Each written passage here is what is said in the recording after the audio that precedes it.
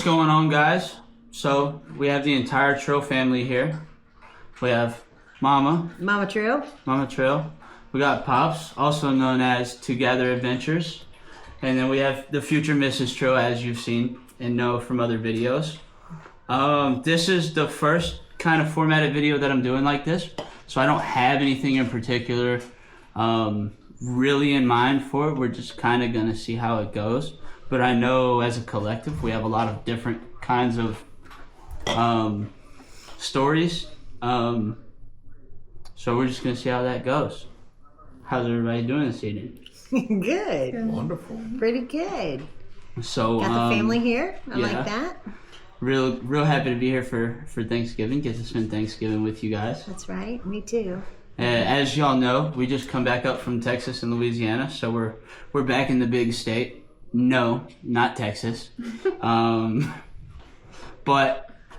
we're here for Thanksgiving, and then I'll be taking my USCG OUPV class. Me and Pops together actually will be taking the class in December. What's going on, guys? Just chilling in the weather. So, it's very snowy here. That's what he means by that. Got out and took some great pictures today. Yeah. Yeah. I think what I really do have in mind for this is kind of we have a collective of great Alaskan adventures, especially fishing adventures, but really just all kinds of different adventures. And I would really like to talk about how we all, because we're all Southerners, right? How we all ended up here in Alaska.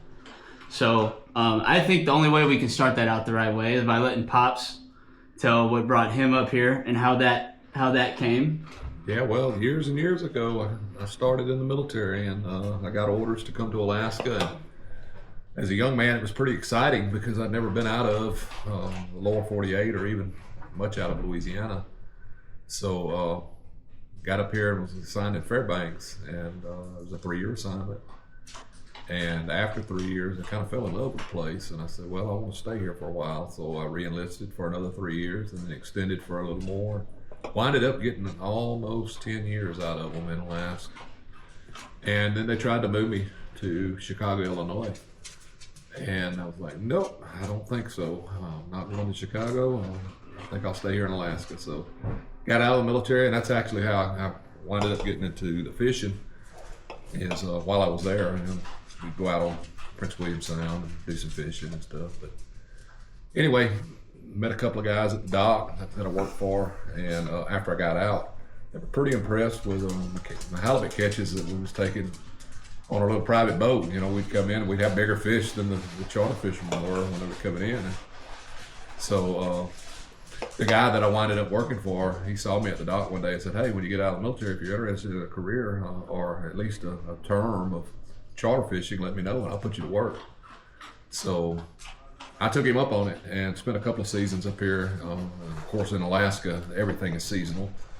So when I say a season, it would be a fishing year in Alaska, which usually starts mid-April and goes through, mid-September. And I did a couple of seasons of those, and then migrated back down to the lower 48 and worked offshore. But the whole time, couldn't get Alaska off my mind. It's always on your mind.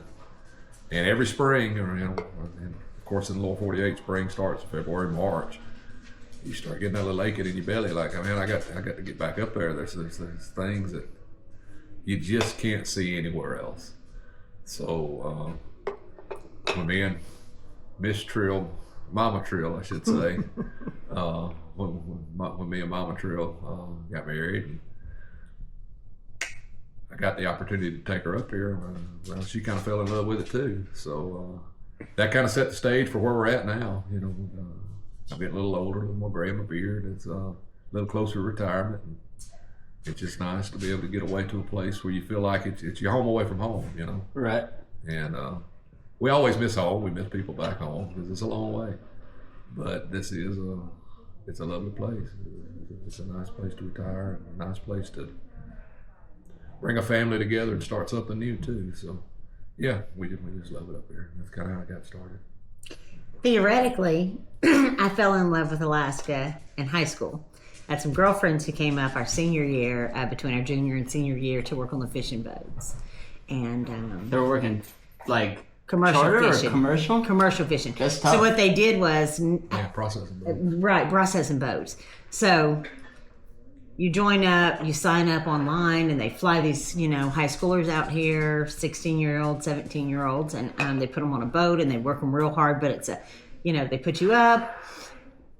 Of course, as Peyton knows, they don't put you. This is not hotel. It's not Hotel Seward.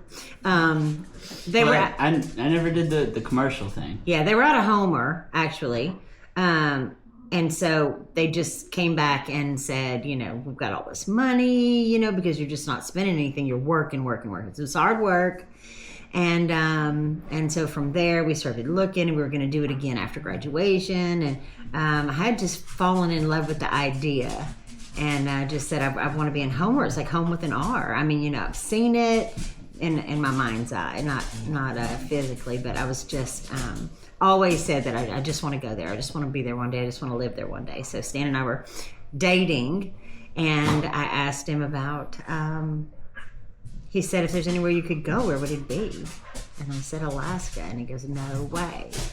And he said, if there's anywhere I could be, it'd be Alaska. And so I thought that was pretty neat because, we had never talked about it before. So I had known he was fishing here or any of those things, and I just wanted to be here. It was in my heart, and it was in his heart, so that was pretty cool. And here we are, a lot of years later. It's very funny because actually, literally, was it today we were talking about whenever you first drive into Seward, and I know it's a nostalgic feeling for you. I know it's a nostalgic feeling for me, and it's funny whenever you said that because I had never said it out loud.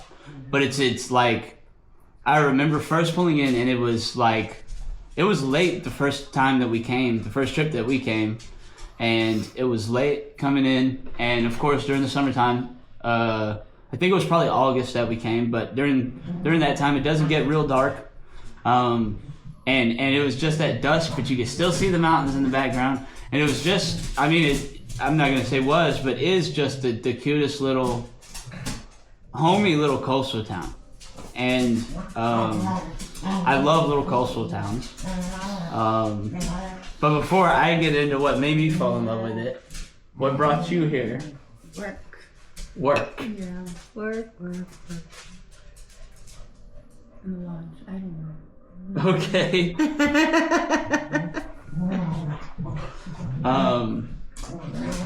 The first really big thing is the fishing.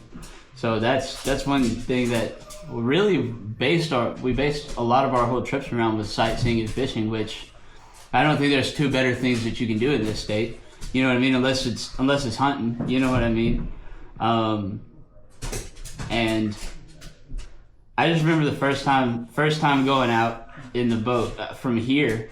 I think we were out of here. Yeah. And just, you made it a point to catch big halibut. You know what I mean? And what was that experience like for you? Being your first time? Because like me, he was in the industry. I'm in the industry now. You know what I mean? It's like, it's like we've seen a lot. To you, it's like, you get to go. Still to this day, you get to go three times a season now, 4 times a season now. But it's like, what was that first time like? Well, I'm gonna have to back it up just a little bit because I'll tell you about the story. So it was a couple of years. We didn't immediately get married and start traveling to Alaska, but it only took a couple of years. And in that couple of years, I heard about Super Floyd Townsend lots and lots and lots of times, right? I saw the magazine articles, all the things that are real impressive the first 2,500 times. And then, but what my husband said was true. My first experience was coming in on the docks, and we were parked down by the waterfront and in an RV. And we, brought fish in and we're waiting our turn. It's kind of funny because I always say it, and people always call me out on it because they know where I'm from. I say in the grocery store, I say, grab a buggy. Well, Dad had told me about a story of how he called, they're fish carts. And but he would always say buggies. Go get me a buggy. And people would make fun of him. They still do that to me at the grocery store. But we're standing there with our buggies full of fish, and we're watching these charter companies hang their fish, and we're waiting in line because we want our souvenir pictures, right? And people, when we hang our fish, they cannot wait to hear who we went out with. Whenever y'all hung y'all's fish off y'all's personal trip, off our personal trip, right? We're watching, trip, yes, right? we're watching all the other boats come in, the charter people who paid really good money to go. I mean, and we paid good money to get to Alaska, but I'm saying, they had guided trips, and they're hanging their fish, and we're just, we're smiling, and everybody's happy, and we hang our fish, and people just flock. Saying, man, who did y'all take out? That's what I'm taking out next. And so it was a pretty neat thing to be able to say, my husband took us out. That was my first experience. And I'm talking about, so what I'm asking is, whenever you first, you've heard the stories, you've heard them talk about it, and then you watch that rod tip bend over. What's going through your mind, what's going through your heart, how fast is it pacing? You know what I mean? Tell me about that first big one that you pulled up. I'll tell you about the first little one I pulled up. We can start there. The first little one I pulled up. Huge. I'm just, you're watching it. It's pretty exciting. But when your rod tip bends over, and they bend, you were just reeling and reeling and reeling. And 20 minutes later, you were still reeling. And I am just, I'm sitting there and I'm just telling Stan, we'll have to circle back to that too. But there was a reason he had to let me fight that fish, and he wasn't going to touch my pole. And Karma, baby. It's the truth. And so I just, the excitement of it. And I just thought, I had seen big fish, and I saw pictures of big fish, and I even saw a few, land on our boat that day. And man, I thought this was a whopper. Like this is the fish, right? Because I'm feeling it. My arm is telling me this is the fish. It's on fire. I'm reeling. And finally, he won't touch my pole. He's like, nope, I'm not touching it. And so about the time I'm in tears, and I look over at my son and give him the death glare. And I say, Peyton, come and get this fish. I'm going to lose this fish, and I'm panicked at this point. And so he pulls that line. He gets the rod from me, and he cranks a couple times, and there it is. He hollers color, and literally 2 cranks in its color, and there it is. Yeah. The funny part about that story is I've been watching that fish swim around under the boat about 20 or 30 feet deep. The water's crystal clear. And I knew the fish was right there the whole time. And I'm telling her, no, I'm not going to touch that pole. You're going to land this fish. You're going to land it. And that fish went to the bottom twice. Yeah, well, with these circle hooks, it's not coming off. So you can take your time with them. You can let them fight. You can let them play. But yeah, it'll be interesting to see her version of the story that led up to this story, and why I wouldn't touch that fishing pole. So I think y'all have hyped that moment up. I know the story. I think y'all have hyped that moment up within this story. So might as well say it while it's fresh. Stan and I met on Farmers Only. Did you know that? No. Oh, yes, No, we I did. didn't. Yeah, Farmers Only. My mother created me a profile, nothing intimate, nothing whatever, but she gave me an iPad for Christmas, and she said it's because several times when we were in the field, pulling baby calves or rescuing baby calves or whatever, I would say, we need a cowboy out here. it was just me and Mom. My stepdad had a stroke, and I was just like, we need a cowboy out here. We had Peyton, and he was young, and he did a lot for us. But And you say that, but we've had people go work on that farm with us. Good family friends, great people. Don't get me wrong. But ain't nobody more cowboy than my mama that we've ever had come on that farm. Couldn't nobody keep up with her until Pops come around. I'm telling you. So anyway, she gave me an iPad. And she she set up her profile, nothing but my name. Like I said, nothing intimate. But she downloaded Farmers Only. She had seen didn't even that. have a picture of you. Nope. Had a picture of of my baby brand new calf. baby calf that I pulled. Yeah. So I was going in really blind. All I knew was I was talking to a woman who had a picture of a calf. And it said, "I kiss a cow every day." That's the heading I put. But I said, man, if she can love a baby calf, I might have a chance, And on my profile, I put that I love fishing. And so I don't know what that means to anybody else. I don't know, so I guess some women might say it. I love fishing. It was a neon billboard for me, yeah. I love fishing, right? So I said, second, third date, something like that. He takes me fishing. Boy, I'm excited because, so anyway, we get on the boat. And so he baits my line for me. I thought, what a gentleman. And then he casts my line for me. And I'm like, okay. That's okay, so I can do this, and then I reach out and I test my line, and he goes, "Don't worry, I'll tell you when you got a fish on there, and I'll tell you when to reel." And I said, "Let's go to the movies, wrap it up. You're not letting me fish. This is not fun for me. So let's anything else but this." Did she pass the test?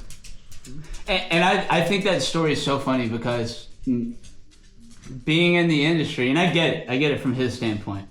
Right, we really are just trying to do what we do. I had to find out just how much she liked fishing and just how good she was at it, and I found out. See, for me, she's a pro. For me, I got 6 people on a boat. I'm constantly checking lines. I'm constantly checking everything. If I'm not getting action over here, I'm trying to figure out why. I'm trying to think, And so, from every time I've heard you tell that story, I'm like, Brittany's gotta feel the same way whenever we go fishing. She's got to. She's gonna hear all the advice. She's gonna get all the part. Yeah. No, I didn't. So, a couple years later, we're on a boat in Alaska, and my arm's on fire. I think I have a barn door. I mean, I'm fully convinced because my arm's on fire that this is a monster fish. And it was a good fish. It was a 40-pounder. It was a 40-pound fish. It was a good fish. Wah wah. And so we've caught way better fish, but I'm thinking this is a huge fish, 150-pound fish. I mean, if you would ask me then, but I'm just and I keep saying, I'm tired. My arm's on fire. Come get this fish. I'm gonna lose this fish. And he's going, no, mister, I'm not touching your line. And he would not. I was so mad at him. I'll take her to the movies before I touch her fishing pole. And Peyton couldn't tell me no, right? So I just said, I said, come. He cranked twice, and there was this little 40-pound halibut.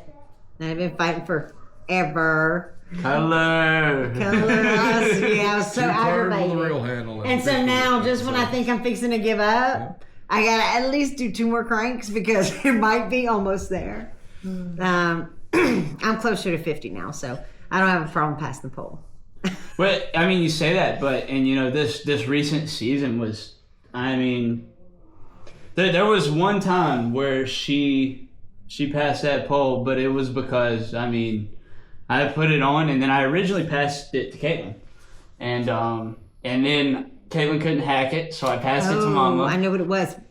Because it was not in the rod holder. And it wasn't in the rod holder. Mm-hmm. So, beginning of the season, I put her on about an 100-pound, closer to an 100-pound halibut. Yeah, it was 100 pound somewhere between 75 and 100. Maybe fish. Between 80 and 100.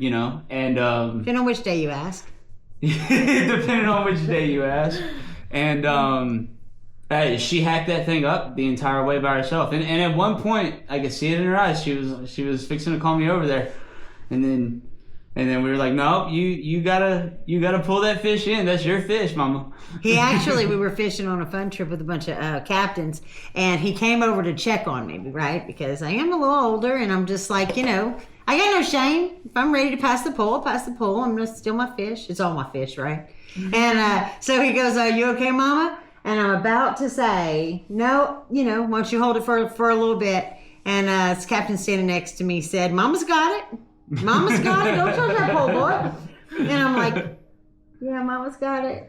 And you're like, no. Okay, Mama's got it. Yeah, it was tough. You did. I did. She did. She put her head down and she got to cranking.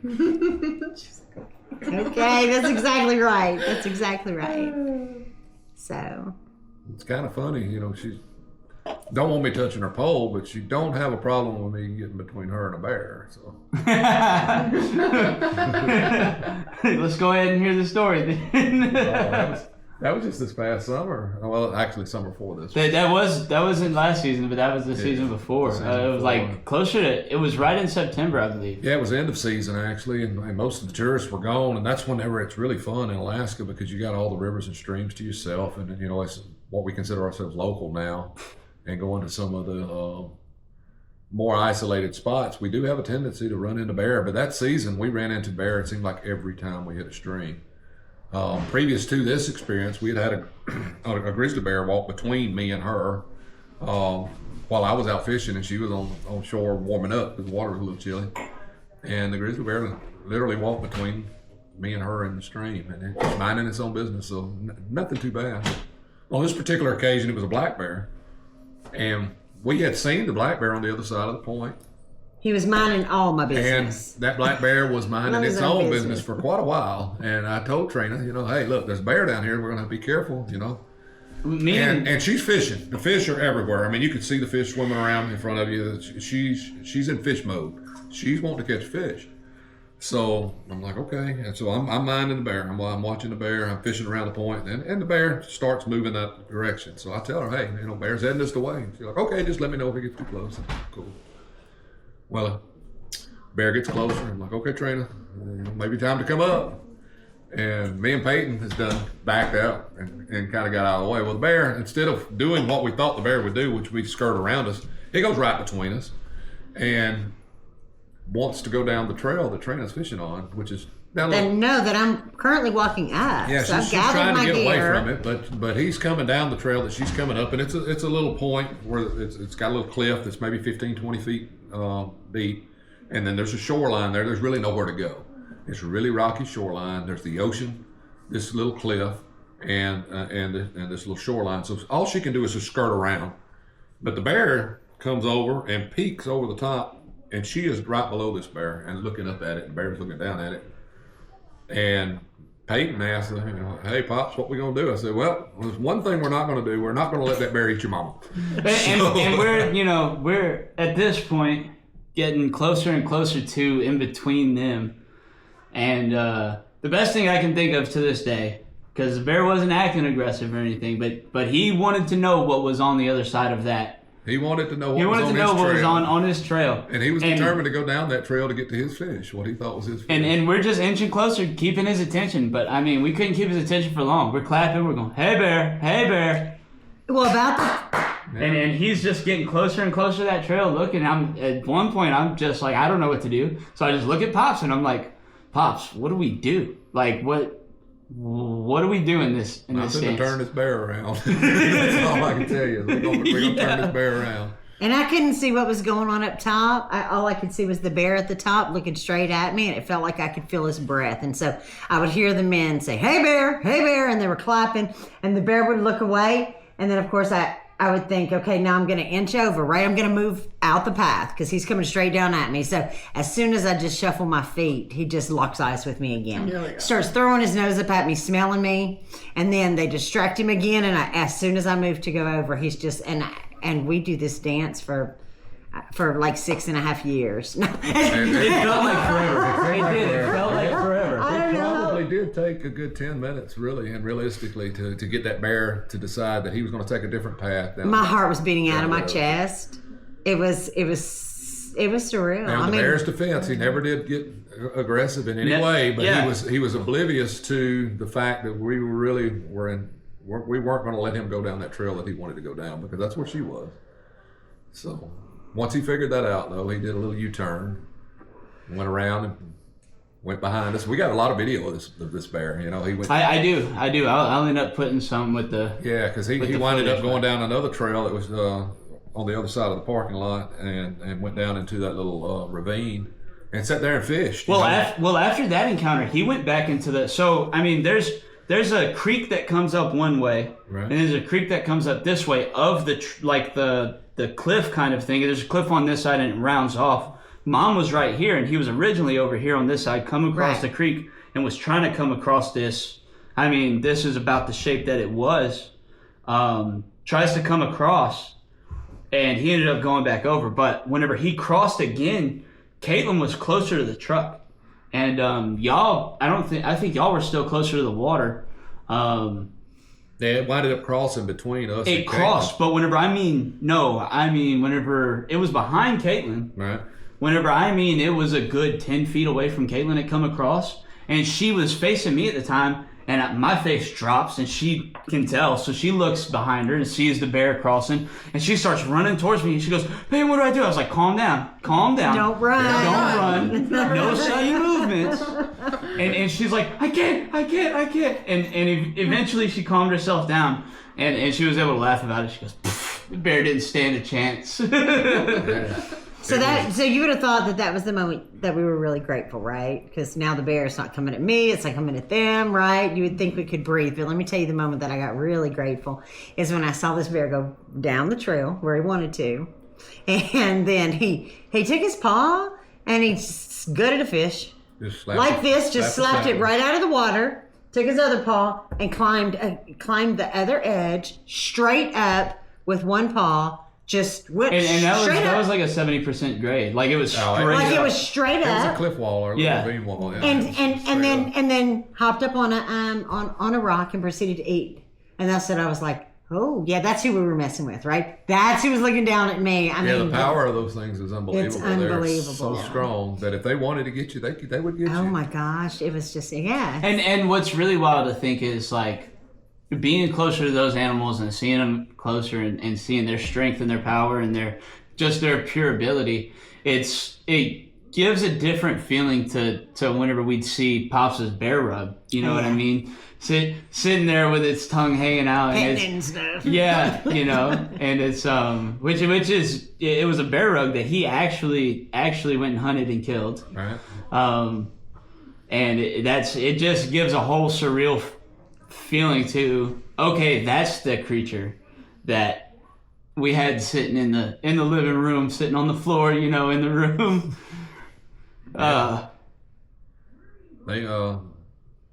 They will definitely give you a well-deserved respect for nature. Absolutely. What you learn, how smart they are, what they're capable of. But in this situation, this bear just was determined that he was going to eat fish where he wanted to eat fish at. He wasn't worried about us. He wasn't looking to get us. But he was going to get to his fish, whatever he had to do. And that's what he did. And when he got there, he was totally content to just play in the river, catch his fish. Then we watched him catch and eat several salmon over the next hour and a half. And I think that's another thing that really makes Alaska stand out. It's such a humbling place, especially during the wintertime, because yes, there's bears, there's moose, and believe it or not, a lot of people are like, oh, bears, wolves. Moose are what scare me the most. Which you have to have a healthy respect for them all, but moose, I mean, they're fast, they're strong, they're huge, gigantic. I just watched 2 videos of moose, right up here on the Seward Highway, and pushing cars off. The car stops to get out of its way. 2 of them come. I mean, just hook onto the review mirror. I mean, the side mirror, and just pull the car off the road. Mm-hmm. I mean, an SUV. I'm like. But but from the animal to, even driving in the snowy, icy conditions to the avalanches that happen to, really everything. It's all got its very humbling manner. Well, the way I've always explained it is every day you wake up in Alaska, Alaska's trying to kill you. Yeah, absolutely. Or you're going to be smart enough to survive it, because it takes some skill, it takes some brains, it takes some caution. You got to know when to push it, you got to know when to pull it back, and Alaska will kill you if you let it. You don't have to do anything but just be outside at the wrong time, and the weather can get you. There's no more beautiful place though. But that's where the humbling comes in. You respect, you develop this respect for nature. You develop the respect for your surroundings, the environment that you're in, the conditions that you're in, the situation that you might be presented with, and they change every day. You can be out here hiking one of the local trails, and there may be a 600-700 pound grizzly bear show up in front of you. What are you going to do? And what is it going to do? When we're talking about bear, I compare them to people. You meet people every day passing on the street, and they're more dangerous than any bear in the woods. Most dangerous animal in the world is a person. And you don't know if that person you're passing on the street is a good person or a bad person. You don't know, is this going to be the day that I get mugged? But you don't really think about it. You're in a city, you're walking around, there's thousands of people. But there's one in that 1,000 that's a bad person. And you don't want to come across that bad person. Well, it's the same way with bear. 999 of those bear are probably just going to look at you and say, that's a person. I may not have even ever seen one of them, but I better run away. But it's that one bear that decides, hey, you're in my space and I don't like it. that's when you gotta kind of be able to read that and know how to respond and not panic. And it forces you to do things that you're not used to doing in a split second. And bush pilots the same way. They get in conditions where boat captains in Alaska, you get in conditions that you'll never see in the Gulf of Mexico. What do? Well, that's the experience that Alaska gives you. Is you're making sometimes life and death decisions in a split second, and if you survive it, you get to talk about it. It's a good thing. And I think it's funny that you bring up the Gulf of Mexico, because it's it's so funny, because whenever you talk to locals here, right, about black bears specifically, people are like, and it's not that. I'm sure they have a healthy respect for them, but it's, they've dealt with them all their lives. They've known how to. So they kind of treat them like, and I've even heard them call it, oh, that's a big old raccoon. Yeah, just a big raccoon. And I remember, a night, actually, specifically, we were living downtown. I'm walking home one night. It's real dark, it was right after the season, maybe September time.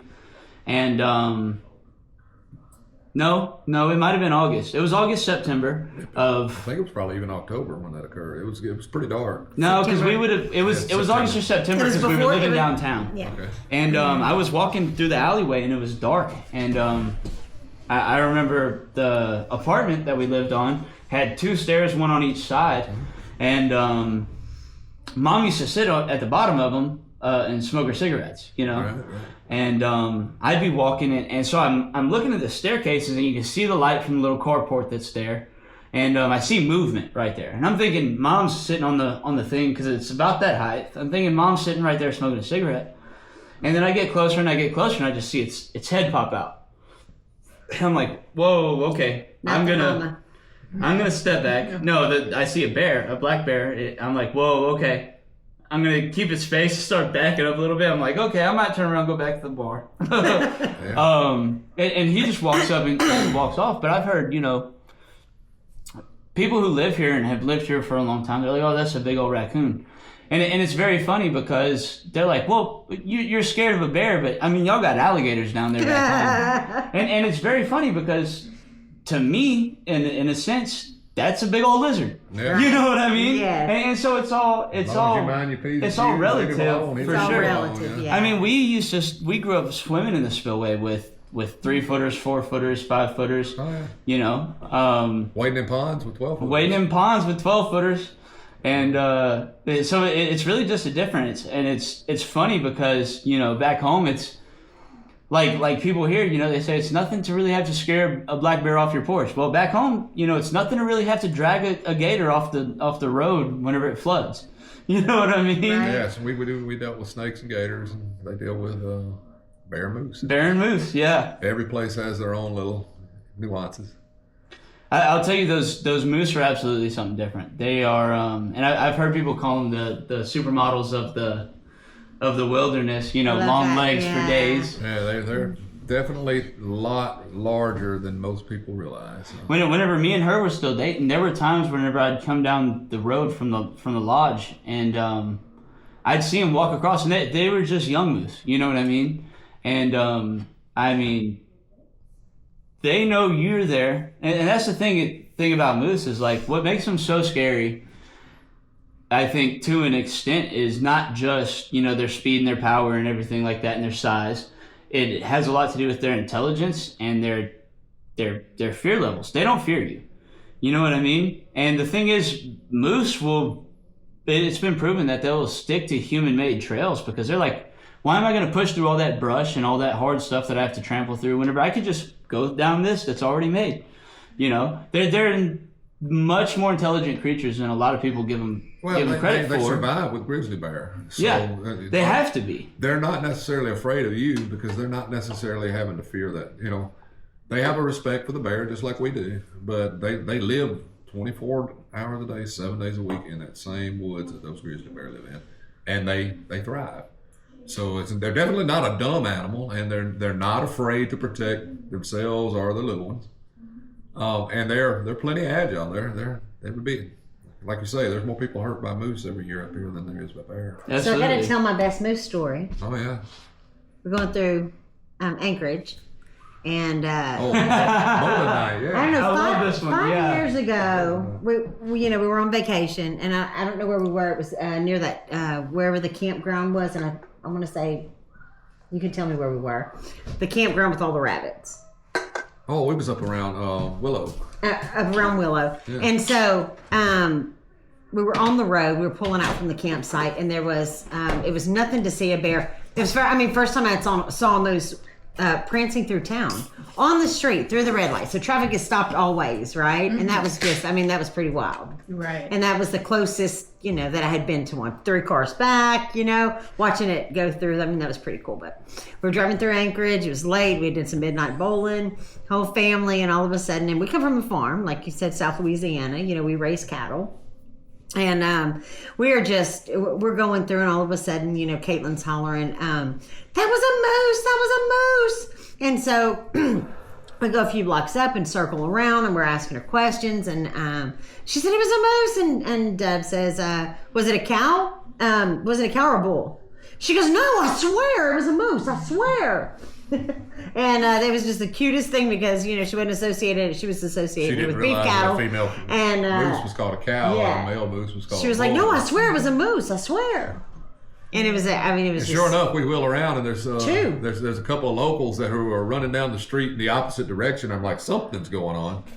So I turn the headlights, and it's dark, over, and here is this big cow moose walking down the sidewalk, just lackadaisical, turns and walks right in front of us across the highway. This is a 4-lane divided highway with an apartment next door to it. And she just moseys through like nobody's business. All the traffic stopped, letting the moose go by. And I tell Trina, be on the lookout because it's the rut. It's time. It's the season when these bulls are going to be pretty close to these cows. And sure enough, this giant horned bull moose comes straight out on her trail, walks right across that 4-lane, right in front of us, and right into the middle of that apartment complex, chasing this cow moose in the middle of downtown Anchorage. So you never really know where you're going to run into something here. It's a wilderness. It's the whole state. It's just you just never know. I think my better moose story actually happened this season. Oh, yeah, at Calypso. At the Calypso, yeah, you know exactly what I'm talking about. And we were fishing with Tucker, me, y'all too, and Tucker. We were flossing for salmon, and y'all were still up at the truck. I can't remember doing what. I think I went to find a restroom, and I just took a little stroll down the trail. And it's funny because I had to have passed him the first time, not even noticing he was there. Right. I get down, I see the river, I'm like, okay. I come back up, and I'm kind of moseying on, and I hear something slightly in the woods, and I look over, and he's just over there. And it was, he's in a bunch of brush, but in a clear out in the brush. And you can see the light just shining through all the brush. And it's moments like those where it's like, I can stop right here. And of course, I don't want to spook him because he's in his thing. I'm sure he knows I'm there, but if he doesn't, I don't want to spook him. And so it's those moments where I'm like, I can just sit here for a moment and appreciate that life form, appreciate that creature, appreciate that beauty. I think that was, and I was maybe 15, 20 yards from him. He was not that very far. And that's how I'm like, how can I get this close to a 2,000-pound animal and not even know he was there? That's what I was gonna say. It's unreal. So what makes it a little just eerie disappear. for me is that they disappear into the background and they can sneak up on you. Like you would think a bear, how does a bear creep up on you or whatever? And Stan has stories about hunting them. You're not even going to hear them. You're not even going to hear them. Yeah. The next thing, they're at your campground, they're at you, and you're thinking about how huge, massive this animal is, and breaking every stick on the ground or every, No. They're just soft, like they're- very soft-footed. A predator animal's very soft-footed. They don't break sticks. They just creep in. They're predators. Moose too, though. But a big old bull moose with 70-inch rack can walk through what would be a thick enough forest that me and Peyton would have trouble even walking through a 6-foot man. And they can go through there relatively gracefully. It's pretty amazing. They kind Kind of like a longhorn cow can go down a chute that you don't think that he would even fit in with those horns, but he can turn that head sideways and he can fit down that chute. Right. Little moose will do the same thing. And that's next to the water. You know, we're talking about bear next to the water, bear next to, but when you're driving home in the afternoon and you see, you know, 2 or 3 and a couple calves and you know, they're just eating on the side of the road and you're thinking, man, that's where I live, you know. Yeah. I mean, we're living. We're living with them every day. They're our neighbors. They're friends. You know. Same late. Well, it was passing. actually late night. We didn't even start fishing there on the casino till about midnight. It was pretty late. It was. We fished of course, there it doesn't until get dark. You know, yeah. it's twilighty, but it's not dark. You can still see plenty good. And you and Tuck had done walked down around the corner. Me and Mom sitting there in the casino waiting around with a couple other guys that was out there fishing in a group. And a mama moose comes across from the other side and sits up on this little edge with her and her little baby. Two twins, babies. yeah. They just came out. And we sit there and we're fishing and they're eating and everybody's minding their own business and life is good. You know, it's a cool thing. You don't see that with whitetail deer much. You know? No. Whitetail are very wary. These animals up here, they don't see people a lot to begin with, and they have a different fear of people. You know. Caribou, when you're hunting caribou, they have this crazy little circle. Of course, they're out there on the tundra most of the time when you're hunting them. There's no trees. They can see for miles, and so can you. So you're not going to sneak up on one unless you're bow hunting, and that's what your purpose is. But you can get within 200 yards of them. They're just going to stop and look at you. They're not going to do anything. But they have this little comfort zone that's somewhere between 60 and 100 yards. That when you get into that comfort zone, they're going to run off. But it's kind of like a jackrabbit. They're just going to run off far enough to get back into their comfort zone, and they're going to go back to grazing and doing their thing. So caribou hunting with a rifle is not that big of a challenge as long as you can shoot further than 150, 200 yards. You can kill caribou. Whole different challenge when you start bow hunting them, though, because now you got to get within 30, 40 yards, and you're well inside of their comfort zone, and they know you're there. You know, so yeah, it's just a different experience up here for sure. It's not like some people think, though. You know, there's a lot of people think there's a moose or caribou behind every tree in Alaska. It's not. This is a big, big state, and there is a vast amount of territory that's on any given day could be barren. You know, there might be a porcupine or a jackrabbit, but you can go days and days and days of hunting and not see a moose. But when you do, it's a majestic thing. You know, and there's people come up here every year and they never see bear because they're riding around there in the middle of the day and enjoying all the scenery and everything in the bright sunshine. And you know, if you really want to find the animals, you gotta find those twilight times. So it's going to be, you know, between 12 and 12 o'clock at night, 4 o'clock in the morning. That's when most of your activity is going to be, and that's a lot of times when we're out fishing or doing. So we have a tendency to run into stuff that other people don't, just because we're in the area when they are up and away.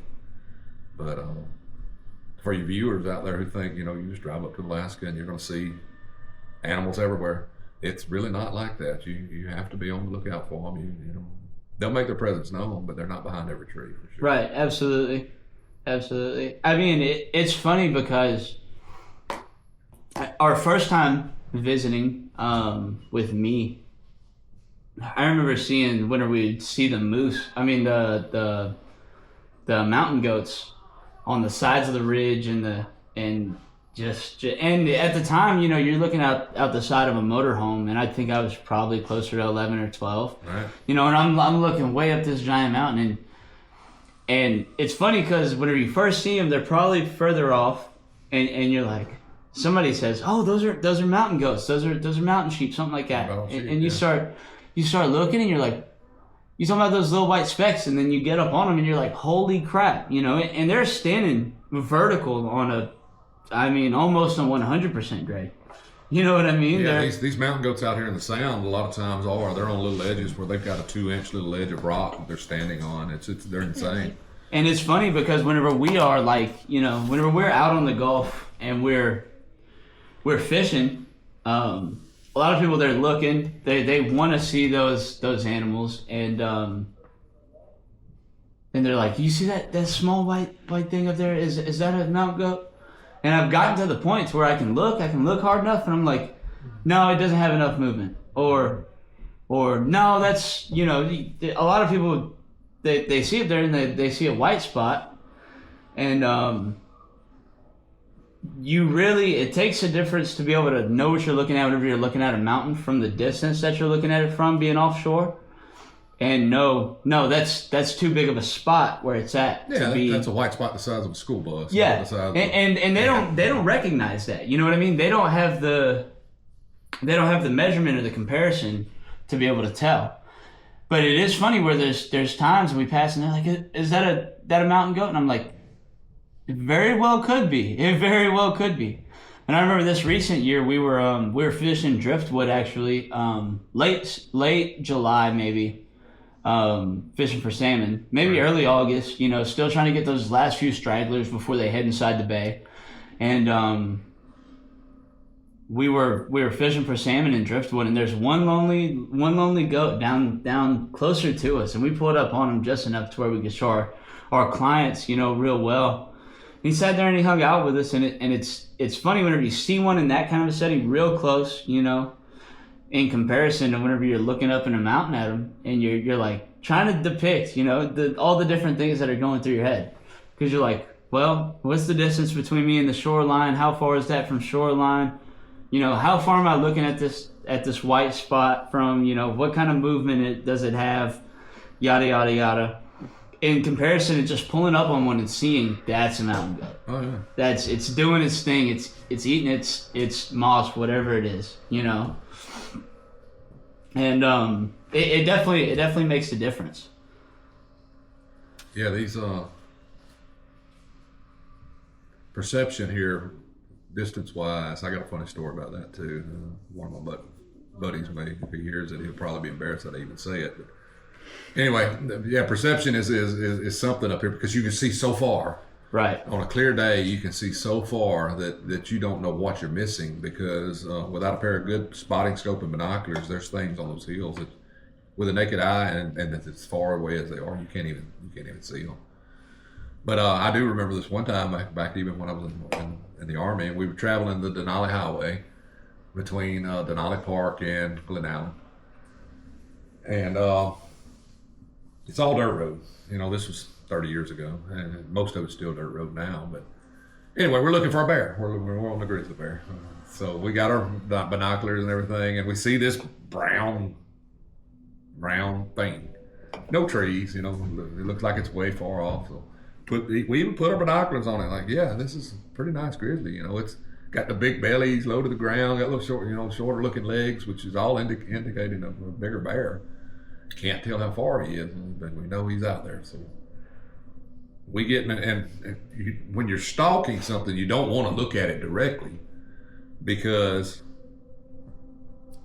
you don't want him to see you moving. So we're using the ridges and we're using the ravines to stalk in to get close to what this animal or where we think this animal's going to be. And we do a fine job. We know pretty much right where he's at because we come right out on top of him.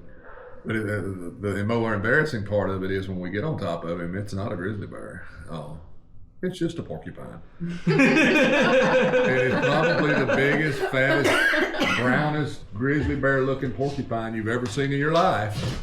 But that's all it was a porcupine. We literally stalked a porcupine from about probably a half a mile out, maybe further, hoping to get in here and get a shot on this bear that wasn't a bear.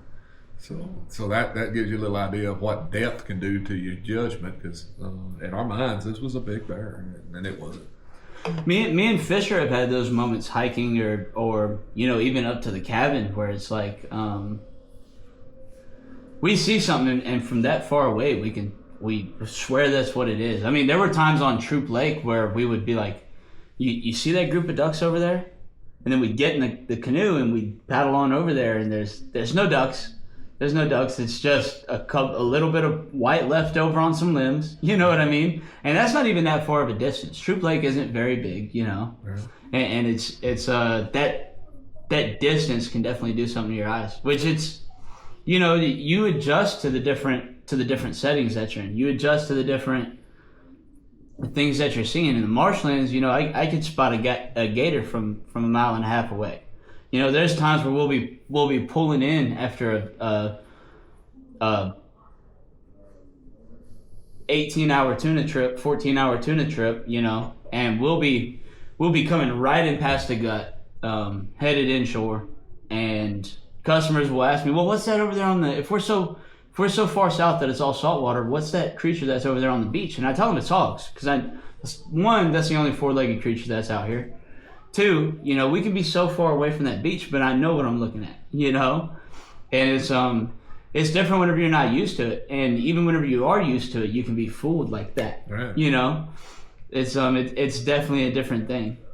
Funny thing about South Louisiana, we was down in Venice and even out of Calcasieu Lake one time. See these critters, and like you say, there's not many four-legged critters out there in the marsh. I'm like, it was cattle. And they were. These were what we call hurricane cattle. Wild cattle. They're literally wild the cows in the marsh out there living and thriving in the marshes of Louisiana. And these wild cows. I'm like, I would have never expected to see just a wild cow out there in the marshland. So like father, like son, my husband's mind automatically starts telling me how we're going to catch these cats. we can catch them. And, we can make money off these wild ass cows. I'm trying to figure out how to get a barge with a how we get right. We're gonna get us some dogs. We're gonna catch these cattle, But nah, it's a mess down there. You really don't want to be. You'd be waist deep in mud trying to catch these cattle. You'd be gator food. Yeah. Not quite worth it, Doug, I guess, but it's a thought. They're out there. It's funny, people that are from South Louisiana, and for those people that don't know, and I'll say it right here, you heard it from me first. I don't care who disagrees. South Louisiana has the best inshore fishing on the coast, without a doubt. Yeah, you're not gonna get much argument about that. It's good. It's really good. But we have customers that come down for our inshore boats, and we have some great captains that work with us. I'm not promoting the company I work for, won't even mention them, but we have some great captains that work with us, and they'll go out on these trips, especially the people who are targeting hog red drums, big bull red drums, big bull blacks, and they'll catch some decent sized fish. Don't get me wrong, some right at 30 inches, 32 inches, and then they'll come in and they'll be like, well, I saw you out here fishing whenever we left. You catch anything? And it's hard for me to not pull my phone out because I can show them what I caught. But I've got to talk to the captain first. And 95% of the time whenever I talk to that captain, he hadn't caught what I've caught. Yeah, don't show him no fish. don't show him no fish. It ain't nothing but hurt feelings in my phone. But it's funny, though, because, we've been fishing those waters for, longer than I can remember. Going down there, catching flounder, trout, speckled trout, white trout, black drum, red drum, sheep's head. Flounder, yeah. I think you said flounder. Flounder, yeah. And, there's times where I'll have people, they'll see pictures of some of the drum that I've caught, and they're like, dude, that's crazy. Which, growing up catching those fish, I didn't really realize, the size of the fish that we were catching. Yeah, you know what I mean? Until one day, you actually were the one who told me. You're like, son, now you do realize you got to be careful with that. Because some people, we catch fish that most people would have mounted. Most people would have put on a wall if they could. Like my first trophy crappie. Because I'm a bass fisherman, so we were out on Toledo, and it was late, and we were crappie fishing, and I got it was fine. Yeah, it was fine. But so I went to the other side of the dock and I cast, and I thought I was going to bass fish. I was catching a little catfish. I was trying, and I caught this crappie, and I pulled it up, and Stan said, "We're going to mount that sucker," and I was like, "This little bitty fish." He said, "No, you don't understand the size." 3-pound crappie, that's a 3+ pound crappie. Right, and I was like, and it was her first big one, she didn't know. No, because it wasn't an 8-pound bass, 10-pound bass, right? Because that's what I'm looking for. And he lays it next to a 2-liter Coke bottle, and he's like, and you don't know, so I had to do some research because my husband makes stuff up. Well, even to see if it was really a big fish, and it was a great fish. And the big bull reds and the big bull blacks that we do catch, in comparison to anything freshwater that you catch, except for maybe catfish. You know what I mean? Catfish, maybe some buffalo. and then alligator gar. You know, there's not much that's going to stand toe to toe with the size of those. Not in fight, for sure. Not in fight, without a doubt. I'm maybe in length, but not in overall size. Length, girth, weight. Yeah, Big you know. Bull Red is just a character. He's a character of his own. And I mean, even that one that we caught recently. Actually, my most recent video that we filmed. That one that I caught from the boathouse. I mean, it's a hog, you know, and those fish are, you know, in comparison to anything freshwater that anybody's catching, yeah, they would have mounted that fish if it was their freshwater fish. But even for that bracket of fish, most people don't catch that on the daily, or as often as we used to, or you know, are used to seeing that size of a fish. Oh, when you can go to just a random beach in South Louisiana and pull up with well, I just use a little humor, but a Gatorade bottle full of shrimp that you caught in your cast net. It's not a little bit of humor; it's a true story. We're wade fishing, and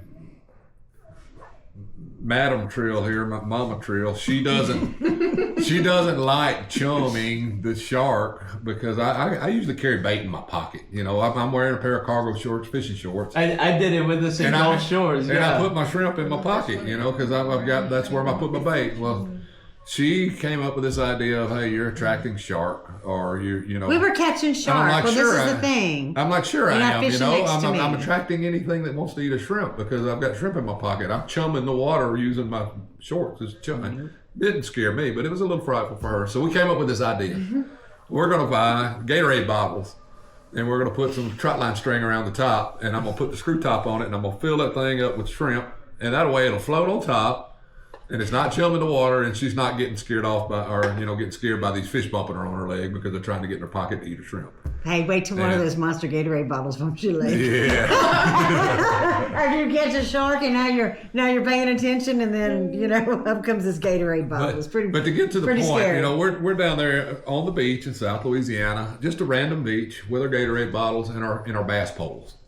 You know, nothing more than just a medium heavy action bass rod and a bass reel and some 40-pound braided line. And at the end of the day, we have a dozen or more bull reds that are 20 plus pounds. Some of them 30 plus pounds. It's unheard of. There's just not anywhere else in the world that you can go and catch fish of that quantity on just any given day. You know, find a few birds working, you know, find a little bit of bait, find a little bit of current, you're going to find some fish. And we always seem to find them, you know, big or small, we're going to catch something. We're coming home with something. Absolutely. And I just don't want to be reincarnated as shrimp in Louisiana. I know, that's right. and that, a shrimp in Louisiana in the water getting eaten. Somebody's going to eat that shrimp. They love that shrimp, no matter what it is. They love that shrimp. And those, you know, I've recently discovered, especially down there in Fouchon and Grand Isle, they fish with mud mullets a lot. Yeah. Or not mud mullets, mud minnows a lot. Right. And it's, you know, I used to love, as a younger man, I loved the shrimp. I loved the mullets, you know. Yeah, little finger mullets. Those little finger mullets. But those mud minnows is really where it's at. There's not, they're kind of like that shrimp. There's not too much that won't eat that mud mullet. Now, the shrimp's definitely the better bait overall.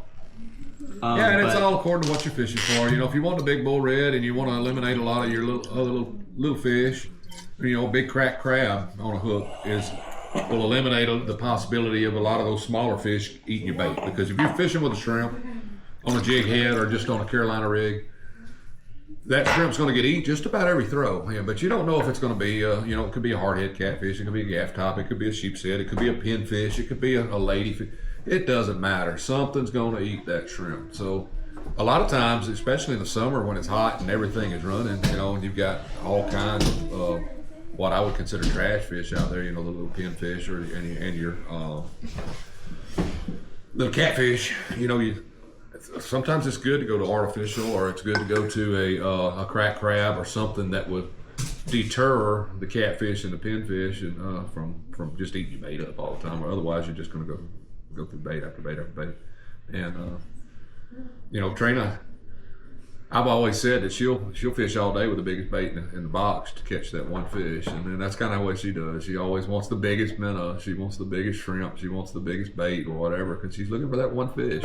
I like to catch fish. Well, I'm the same way, which I have a hard time with that too. So, and this is really how I found to do it, especially for my videos, because in my videos and on my page, I usually catch.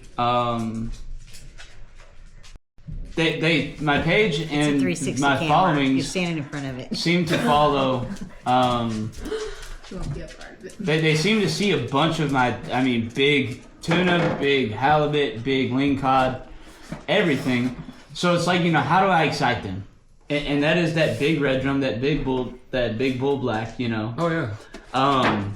And so what I'll do is I usually put one out with a live, and I usually use a big pinfish, a big pinfish, a big a small white trout, live, and I'll put that out there while I fish with a shrimp on something smaller, on a jig head, on a cork, or even a drop shot, Right.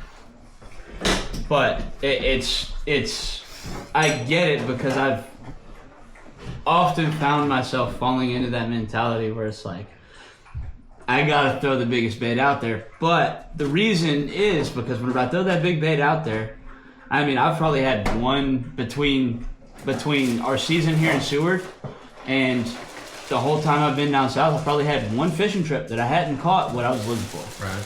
You know what I mean? Every time I put that big bait out there, I got the big bull drum, I got the big black tip, or a small black tip, or I got the big, whatever it was that I was hunting. It's the difference between fishing ponds, and we did a lot of bass fishing ponds, right? And so I've got a favorite bait. And you go on the ocean, and you really don't know what you're going to bring up, right? In the ocean. Mm-hmm. And so my thing is, if something's not working, I'm not afraid to try something different. And generally I want the big shrimp because I want to catch a big fish. I want something that's not afraid of the bait, or trying a new bait. I love to do that. If it doesn't work, I might try 10 of them. I know Stan sometimes gets tired of tying them on for me. You get tired of tying them on for me because, something's not working. I'll try something else. And I do that a lot. Because you never know what you're going to pull out of the ocean. I change my baits so often now. You know what I mean? And my thing is, like, I say so often, but over the course of 4 hours, I'll try 5 different baits. Yeah. But it's because I'll give one bait 20 minutes. And in that 20 minutes, I'm going to fish every single spot that I can. I'm going to fish it this way. I'm going to fish it this way. I'm going to use it however I want to use it, And if I get bites, I get bites. Mm-hmm. Maybe it pushes that 20 minutes to 40 minutes. Right. But, I will change it up, as quickly as... And it's really according to what you're fishing for. If you're going after speckled trout and you're using a pop cork for speckled trout, you're probably going to want something in a white or a chartreuse, or that kind of imitates, or shrimp imitation or whatever. But using the exact same rig setup, you want to target redfish, you can switch over to a gold or a brown and gold or a motor oil color. And just by changing the color, you can change the species of fish that generally are going to sink your cork. And all that just comes with time and practice, and it's just like second nature to us now. We don't even think about it. But when you do sit down and think about it, the decisions you're making each day you go out are decisions based upon the experiences you've had over so many successful trips in time. Absolutely. And I always go back to my old faithful baits to start because they have been so good and so productive. Well, you come up with these old faithful baits because you tried them one day, they did well, and then you were like, you tried something else one day, and then you reverted back to that, and then it did well. Old faithful baits become old faithful baits because they work. Because they work. Right. And then now it's that's that. Of course, you want to try anything else out to see if it does what that old faithful bait does. And some do, some don't. Some take over that old faithful bait. But some don't. There's a saying, fishermen catch fish. That's exactly. Fish and baits catch fishermen. I was right. And the thing is, it's less about. I think it's really less about the baits than it is about the confidence, because Dad and I can go out with 2 different baits. He loves a crawfish, and I love a worm with chartreuse tail Yeah, for bass you want a fishing. little Cinco. You want one of them trick worms. I'm not gonna change it. And he has the same look that I do, right? And we're fishing, and we're head to head, and we're catching the same fish in the same spot. But I have confidence in that worm, and he has confidence in that crawfish. And if I put a crawfish on, I won't catch a thing. It doesn't matter. And so I'm a hands-on learner. And so I like to try it until I can get it right. You know, I want to try it. I want to watch what you're doing. I want to watch, but I want to be taught. You know, because nobody can feel what's on your line. Nobody can feel how it's working. You know, and that's And she'll take this atrocious, and they work. You know, a little whopper plopper. And, you know, it's a big old giant top water. Throw it out, reel it in. He calls it atrocious. I remember a time whenever he loved this bait. Well, this bait was hot shit. This bait was everything. It was catching big fish, you know. Yeah. But the problem with the whopper plopper is you got to throw it, and you got to throw it, and you got to throw it, and you got to throw it. Man, I can take my little popar that's a quarter of the size of that whopper plopper, and I'm still going to wind up catching pretty decent fish by the end of the day. But I'm also going to catch 15 or 20 little ones in between. Right. And that's what I'm looking for in a fishing experience. I like quantity over quality lots of times, where and I don't like to fight through a bunch of little fish. other fishermen so I want what I want. They You know want what I mean? quality, you know. So it's really what you're looking for in the experience. I love going out and catching, 12 to 16, 18 inch redfish every other cast. I mean, it floats my boat, you know. Yeah. But I also like catching that one great big one, Right. or 10 great big ones, if that's what the day progresses to. But So back to what we were talking about, Yeah. in a guide is always a guide, right? I mean, he wanted to guide me on our first date. He wanted to guide me, and 12 years later, he's still trying to guide me. He gets on my nerves. And I love him for I love him for it, but I can tell you this. I ain't never guided you to no fish. So. I will be out fishing right. him. I will be out fishing him.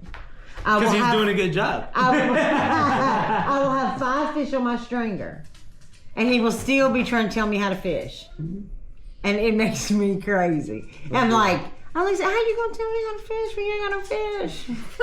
I got 5 What fish. you mean I don't have no What you fish? I got 5 fish on a string. My fish. That's what it Who is. drove the boat?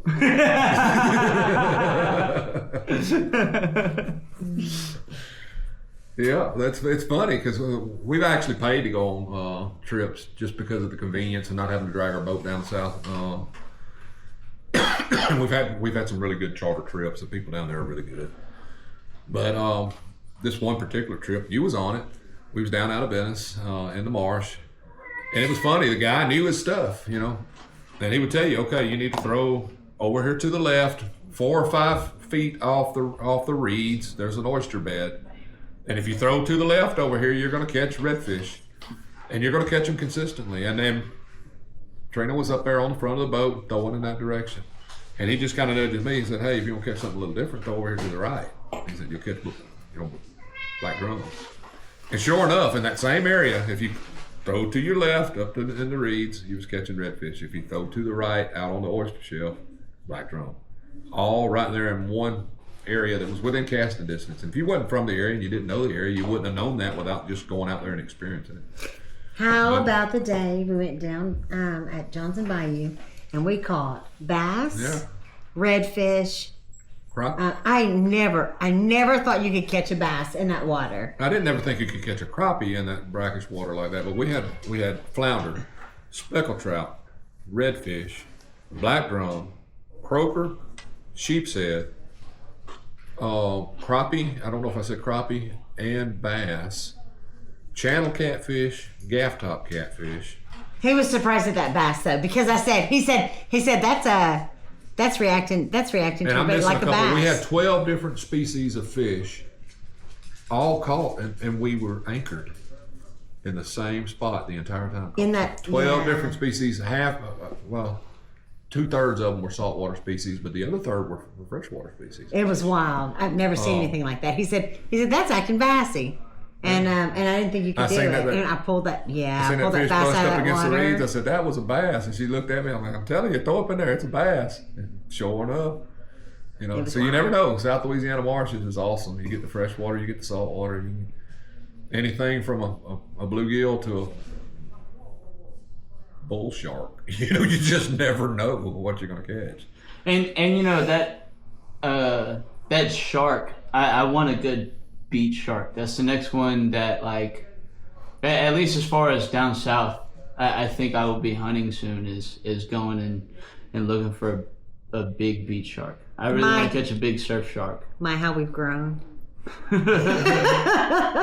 there was before 5 years ago where I thought you was Jesus' son. You was walking on the water, buddy. Yeah. You see that fin start digging through. Mama reeled in that shark one time, and then she hooked another one. I said, "Hey, girl, you got another shark." And that shark went to running towards Peyton, and he was waded out there about waist deep. I ain't never seen him hanging out on the water. And then he wouldn't get back in it. Yeah. He would get out about ankle deep. That would be about as deep as he wanted in that water. He's out fishing with the shark. that shark was running at me, and usually they break off, right? So you know you have them, and they sever your line, and I mean it's just wild, right? Mm-hmm. And so with this one, I was able to pull up on the sandbar. So, and it was swimming at me. So I was like running backwards, and I had it, and it was about, 3 foot. Yeah, 3.5 foot. Three, about 4 foot. Not a great big one, right? But you get it up there. Got your attention, but That's what Peyton said. If he'd have bit you, got your attention. I wouldn't. That was really wild to hear him.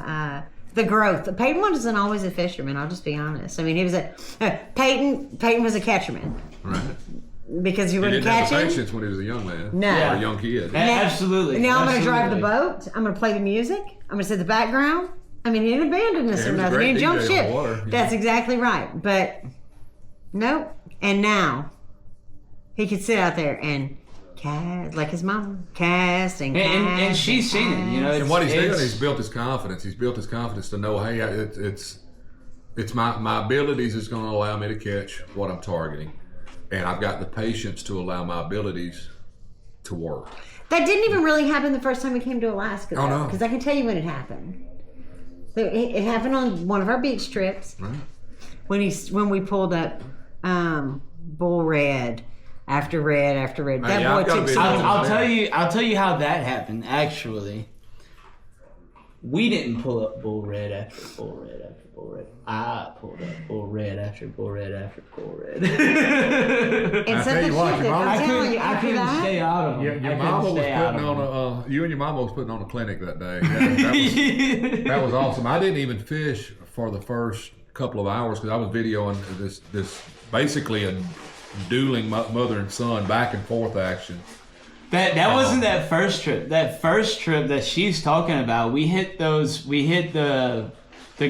of our crabbing spots. Oh, That's right. Yeah. And then we went to the beach. That's right. That's right. And I had 3 or 4. You got 3 or 4 nights. I had 3 or 4 big bull reds under my belt while y'all were shrimping before we even went to the beach. And then it's been on after that. I'm just telling you. It's like I saw the switch. That's all there was to it. Because we'd go to the beach. He was catching, he wasn't catching, whatever. Then he would start, beach combing. A little drinking, a little playing in the sand, a little filming, really when you're taking out a group pictures. of people, that's what you're trying to do. Even on the charter boat, is you're filling these people out, and you're finding out, do these folks have the patience to go out there and catch the biggest fish that we can catch that day? Because it takes patience. Or is this a group that wants to go out and have some action? And a good charter captain or guide kind of gauges who he's taking out and gets a feel for what they're looking to do. Because, like I said, my experience versus your mom's experience is 2 different things. She's looking for that big fish. I'm just looking for a bent rod. It doesn't matter if the fish is 12 inches long or 40 inches long. I'm going to have the same experience because I just love being out there catching fish. So it's important as you develop as a guide and that you read your clients and you understand what they're looking for so that you can give them the best time. Absolutely. And it's just fun watching you grow up and develop your own style and techniques of fishing and that confidence building that goes along with it. Knowing that you can take yourself or a group of people out and confidently go and find some fish and catch them. And that's funny because there's been days because you've been in the industry, I'm now in the industry. There's days where I come home and we'll barbecue, we'll cook, and we'll have hour-long conversations, and you know that something works, and I know that something works. Sure. And we'll sit here and we'll talk about it like both of them don't work. But I've seen yours work, Oh, yeah. and you've seen mine work, you know. And it's definitely funny how you create your own style in that, and it's definitely. It's funny because on the charters you see that with other people, and it's crazy because I don't think I would have ever noticed it with my story until y'all had pointed that out, you know. But I've seen the moments where people become fishermen. Oh, yeah. You know what I mean? I've seen the moments where I've taken kids out and I've put them on a 75-pound halibut, and I've coerced them through that whole fish, through that whole jigging process, through that whole bait process. I was like, reel now, you know? And they get it up and I see the sparkle in their eyes. And I'm like, they're hooked. They're hooked. And they'll never want to not do this. And what's amazing to me is you're changing somebody's life in a positive way, and it's not.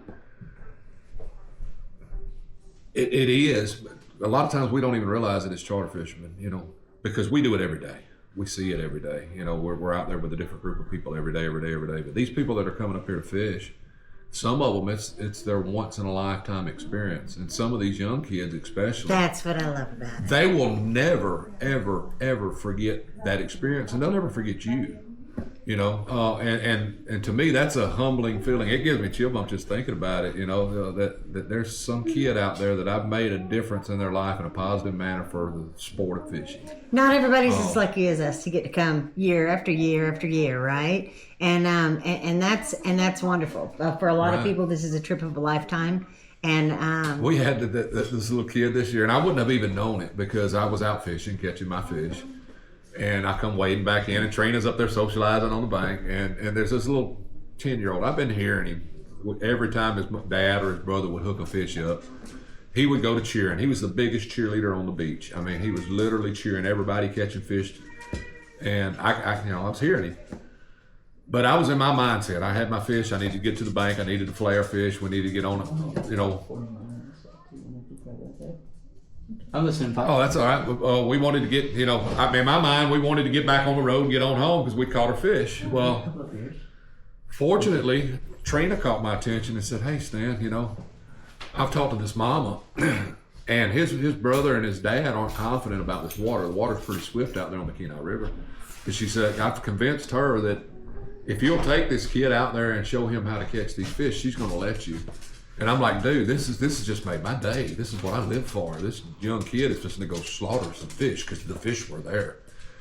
And sure enough, you know, they trade waders, and the little 10-year-old's got his waders on, and I'm holding him up and taking him out here to this rock reef, or you know, where it's pretty deep to get across, and I, you know, I'm 6'3", and it's up to my waist. It's up to this kid's down their neck, so I'm having to hold him up, wait and pulling him across there.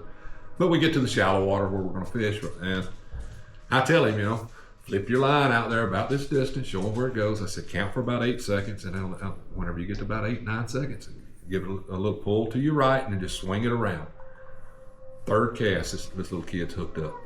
And you'd have thought this was the blue marlin of Alaska. it was his first salmon. It was the first salmon this kid's ever caught in his life. And It was from that amazing. point on, he catches fish. She said, "No, don't let me inconvenience you." I said, "There's nothing my husband loves more than a guide." Really? I said, "Why isn't he fishing? Does he not fish?" And she said, "Oh, he would love to, but the current's too strong." And I said, "When my husband comes in, he can pick me up and carry me across the water." I said, "He can get him out there if you'll let him go." And she was like, "Oh no, I don't want to inconvenience." She said, "There's nothing more than my husband likes to that do made is my day. guide That was fishing." awesome. And they were so grateful. But this kid's face, man, I mean, the difference between hearing him cheer for us every time somebody caught a fish right in front of him, and he was on the bank, right? And he was just like, "Oh, good job, Dad. Oh, look at that, Mom." You know, he was just so excited. The difference between that and me sitting on the bank and hearing him out there catching his fish. Oh my God. And 30, 45 minutes later, when he amazing. had one fish away from his limit, his daddy and his brother was over there getting advice from the little 10-year-old. That's an awesome thing, man. It really is. I've had some trips, and it's, you know, I do the thing where I'll take a chicken halibut, and I'll put the tail in my mouth, and I'll hold it with my mouth so that I can hold other fish, you know? Sure. And there's been other trips where I've convinced I've convinced other people to guess, and usually it's younger kids, teenage age, that'll to do it, Oh, yeah. And I remember this one specific trip, and it was this recent season, and it was these two boys and a dad, and these two boys, one of them's younger teens, one of them's slightly older teens, and the older teen, he was into sports more, and the younger teen was like a big kayak bass fisherman back where he's from. And, as a guide, you get to where you're a personality on the boat. You know what I mean? Okay. You are... Your job is not just to take care of the clients, it's to entertain the clients. As a deckhand, especially out here, you're making people laugh. You're telling stories, you're telling jokes, you're talking with them. And you're there's engaging. times where the fish just aren't biting. The tide hadn't changed yet. The chum. You're waiting on that exact moment where the fish are going to start biting. You're filling in time with humor and fun. Absolutely. And I could kind of tell the vibe between these people, and that's a lot of what goes into being a guide up here anyways, is reading people and then engaging them in ways that'll entertain them for that moment, so that patience isn't as much of a factor as it would be. And so in this case, I'm picking with these kids, and I know how it is to have siblings, so I'm playing with them on each other on their brother rivalry, and then I'm playing with them on their fishing with dad, and we're joking on their dad and joking with their dad about them and all across the board, but the younger brother. And it was funny because the older brother, I got him hooked up first, and it was a nice halibut. And then the younger brother, I put him on a nice yellow eye rockfish, and then a nice lingcod almost immediately. And then of course I start joking with them, and their dad starts, he's there to have a good time too, so he's making jokes, and I'm cracking jokes with them back at him, like, oh, he's just upset because he ain't caught nothing yet. He ain't caught nothing real big yet. And it's funny, I just recently got a message from him a couple of months ago, and he's like, hey man, I'm turning 16 next year, I'm looking at maybe come and do that. And I remember, there's been so many times where I've had those younger people who have that spark and that motivation and that love for it, and I tell them that there won't be if you truly love it and you can handle it, and you get up here and you try it out and you love it, there won't be a better decision that you make in your life. Right. In my opinion. And it's because there wasn't a better decision that I've made in my life, except for that woman in there.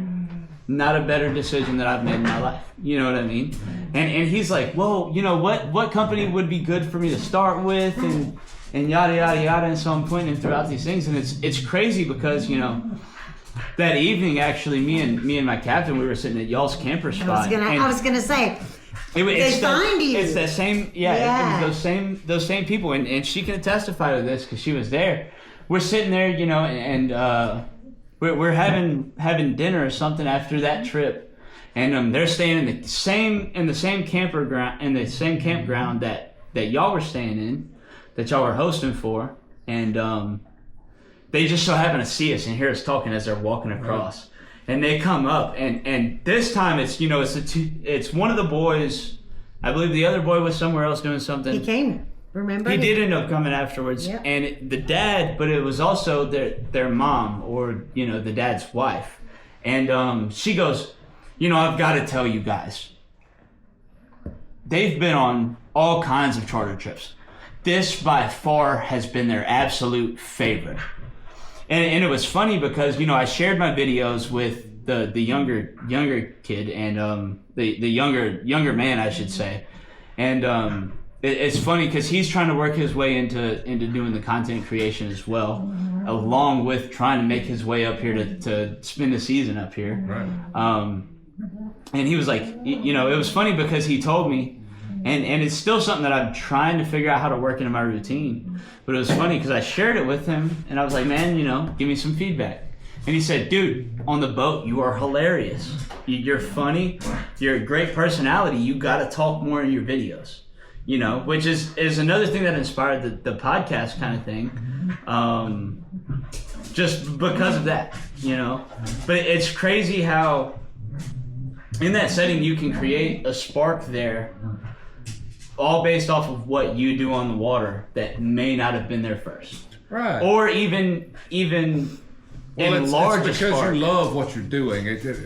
I'm not a talker, really. I'm not a big social person. I don't go out to do the bar scene and things. But you put me on a boat with 10, 12, 14 people in a fishing pole, it's on, man, because it's a passion, and it's what we love, and it's you're in your setting, you're in your zone, and it's not. The camera is a little different because it's not necessarily my zone. I love the camera. I love the idea of documenting and filming and recording and putting it out there for people to see so that other people can fall in love with it.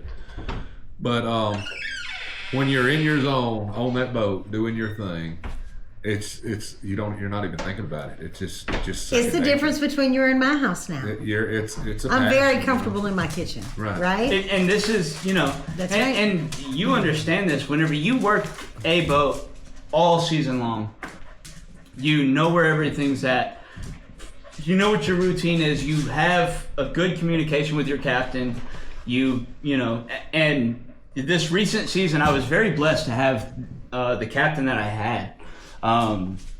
There were times where I wouldn't be privy to the conversation until a certain point in the conversation, but people would be telling him, hey man, your deckhand's great, yada yada yada, and I would be walking up in the middle of the conversation, and he'd be like, he's a damn good, he's a damn good deckhand, but he's gonna make a better captain, and that's not even to boast on myself. It was more my captain's belief in me and my future in this, Right. And that makes a world of difference. The captain that you work with, the kind of customers that are aboard definitely make a difference. But I think the captain that you work with, if you have somebody that you jive with well, Oh, sure. and you work with well, it makes a world of difference. It's like a host. Like I was saying about you're in my house now. The thing is, when you get people on your boat, right, and you're a great host, and there's a difference between you going into somebody's house that they're very obvious tension there, and nobody can you're trying to have dinner and nobody can really relax, and you walk out the door and say, well, that wasn't such a great time. And I've heard that on boats too, right? And but when you're doing it, it's your house. You're a great hosts, and people come and they have a good time, and then they leave really having enjoyed you, and that's a wonderful place to be. And it's like any sports team. It's sports fishing. That's what we call it, sports fishing. You may only have a 2 or 3 man team. You may have a captain and 2 deckhands. You may have a captain and a single deckhand, but you're a team. And any sports team can go out there with one superstar. You can be a rock solid superstar deckhand if you don't have that captain who is willing to let you run and do your thing. You're not going to win the All-Stars games. You're not going to win the Super Bowl. But you can have 2 people who may not be the best either one apart, but together they make a great team, and they can go out there and give you the time of your life for a group of people where they can just have a great time on the water and go back with some memories that otherwise they wouldn't have had. And I've definitely experienced both sides of that where, I was, and it's, I am a very sociable person. I like to talk, especially in that setting, because I'm comfortable. I'm where I feel like I'm supposed to be at all times. I feel like I'm doing what I'm supposed to be doing at all times. And one, if you shut your mouth and bait hooks and coach people all day long, it's don't get me wrong, you're getting your job done. But whenever you're making people laugh, you're laughing. There's something about considering it more an art form, or taking more seriously and more passion and pride in what exactly it is that you're doing out there in comparison to just baiting hooks, just trying to get fish on the line.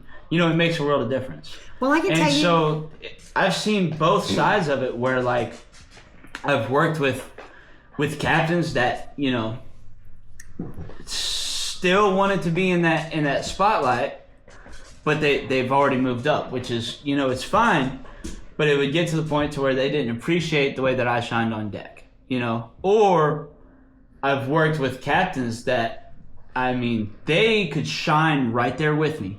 They didn't have to see it as a competition. And I've seen the way that customers react in that setting compared to the other setting. I've seen it in the ways that customers react even on the worst fishing days, you know. And the funny part is, whenever I say, if we ever had a fishing day with that specific captain, and this is the captain I was talking about recently, shout out Captain Timmy, you know who you are. If we had a bad fishing day, I'd hear from my buddies around the dock, everybody had a bad fishing day. If we didn't catch, I came back to the dock, rest assured nobody caught. You know what I'm saying? And there was never a day that we didn't catch. You know, there may have been a day that we didn't catch what we wanted to catch. Yeah, the fishing. size that we wanted to catch is still fishing. Yeah, you still got. But I knew that if we didn't catch what we wanted to catch, nobody caught nothing. You know? But I mean, the way that relationship is built and that relationship worked, you know, and it's like any work setting or setting with another person. You know, there's times where you butt heads, there's times where you don't always agree, there's times where you don't always get along. But I mean, whenever I was there and I was shining, he was shining too, you know? And I'm also, that specific captain, I'm so grateful because there were times where he let me pick spots. There were times where he, you know, and he really, because the people I had worked with before, they played the captain thing and they weren't interested in allowing a young and upcoming man in the industry to learn what he's doing or try out his things, right? And so he gave me that ability to be able to try those things out. And I think that has a lot to do with his confidence in saying, you know, he's going to be a great captain one day, because he had seen, you know, not only my passion for it, but, you know, the fact that I would go out and I'd try something, and not to toot a horn, but 75% of the time it would work. A little bit of creative freedom. Right. And it's the difference between being a boss and a mentor. You know, a boss is going to tell you what he wants you to do. A mentor is going to show you what he wants, but he's going to give you the freedom to make some decisions. And a really good captain is a very good mentor to younger deckhands. And they're not trying to hold them back. They're trying to bring them up, because, you know, the young men out there, the 15, 16-year-olds that we're talking about that we're taking on trips, they're going to be the 18, 19-year-olds that are deckhanding here in 3 or 4 years. It happens quick. And they're also going to be the same guys that by the time they're 24, 25, if they fall in love with it, they're going to be the guys that are wanting to move on and become captains and further our industry. And it's a cool process when you can hook up with a captain who's willing to be a mentor and willing to show you and willing to teach you and willing to train you, but also give you that creative freedom like she's talking about to let you explore and pick and choose, you know. So you pick a bad spot one day, no big deal. The captain's there. He's got a backup spot, you know. But at least he lets you try. Absolutely. You know, and then when he lets you try and you succeed, he's gonna let you try a little more. So it worked out real good. I can tell you, we started this conversation about, you know, our first impression when we came to Alaska. You know, what was your feeling of the first fishing trip? And listening to you guys talk, you know, I think about this, and this stands true today. So it's kind of full circle for me. Is you know, I went back home saying that when we came here, in Alaska in particular, we came here and everybody who was here was so happy. You know, you start looking around and you start thinking about why. So why is everybody, you know, I mean, it's got to be the friendliest place on earth. It's got to be. And then once you live here a little while, I mean, even then you recognize that people who are here want to be here. Yeah, and that's what it is. The people that are here unless they were born here and raised here. Even if they were born and raised here, a lot of people, if you don't love it, you leave, right? Mm-hmm. When you get old enough, you don't stay in Alaska if you don't love Alaska. So if you're here, and you don't migrate up here to live here if you don't love it. If you don't love it, and so Absolutely. you've either you spent a lot of money to vacation here, or you relocated here because you fell in love with it, or you stayed here because you're in love with it. And it creates an atmosphere of just general, you know, people are just happy to be here. So whether you're taking out a customer that this is their one and only time they're going to be here, and it was a great sacrifice to get here, and they're going to spend, you know, 2 weeks doing what they love, and get to go home and it's a trip of a lifetime, or we come back every year like we did for years and years, or and we just chose to relocate here. It's generally a really good, you know, happy feeling. I mean, you know, and that leads to great community and and great fishing trips and great family. Just a great experience all the way around, you know. Well, hey guys, we've got just a short time left of videoing. Do y'all mind if we take a quick restroom break? Grab some drinks. I gotta grab a battery for the camera. Can we take a quick pause? Sure. Yeah. Cool. All right, guys, we're back. We only have a short amount of time to really wrap up this episode. One of the things that I really wanted to really get your take on is over the years, you know, so like me and Pops being in the industry have gotten to see the bubble feeding a lot of different birds, puffins, you know, what in those things, you know, out on the water that you've seen really captures you, really gets your attention, and why, you know? So when I'm thinking about it, you know, comparably, South Louisiana is just, you know, you get out on the water there and it's just ocean and ocean and ocean. You know, here there's so much to see, and yet it's not a place that is just. I don't want to say it's not constant excitement, because it is, because you never know what you're going to see. I mean, the whales, the you know, dolphins, the you know, sea otters, sea lions. I mean, you know, the eagles. It's just it's amazing. But when you look out and you can see the mountains everywhere, and it's just a place of true beauty and peace constantly. And that is just I don't know. As soon as I hit that water, you know. I want to be out on the deck. I don't want to be in the cab. I want to be out looking, and I'm watching the water spray behind me, and it's just watching the back of that boat. You know, watching the land. You know, the dock just growing further and further behind me, and yet I'm closer and closer to the mountains, and you know I can still see all of the amazing beauty, and just knowing that the vast amount of, you know, beauty that's underneath that I can't see is just amazing to me. I don't know that there's any one thing that I can pinpoint. It's just a true feeling of just it's just beauty and peace every single time. It's got to be my favorite place in the world. I just asked because, you know, it's such a different thing whenever you're out there, and a lot of the times whenever we're in those areas where they're bubble feeding a lot, we're salmon fishing, you know, and it's definitely something different to be able to, like, we'll be out there, we watch the bubbles, we watch the birds swarm a spot, you know, and clients, you know, that have never seen it before, they don't know what's fixing to happen. And so, you know, you can almost tell them, look, watch right there. I'm not going to tell you what it is. And we know, you know, somewhere between 5 and 15 to 20 whales are fixing to come up and just go crazy right there, you know. And they don't know what's in store, and that's a different thing. Like, I've been on trips, and some of my past videos have seen it. You know, the way the dolly porpoises here, they'll play in your wake.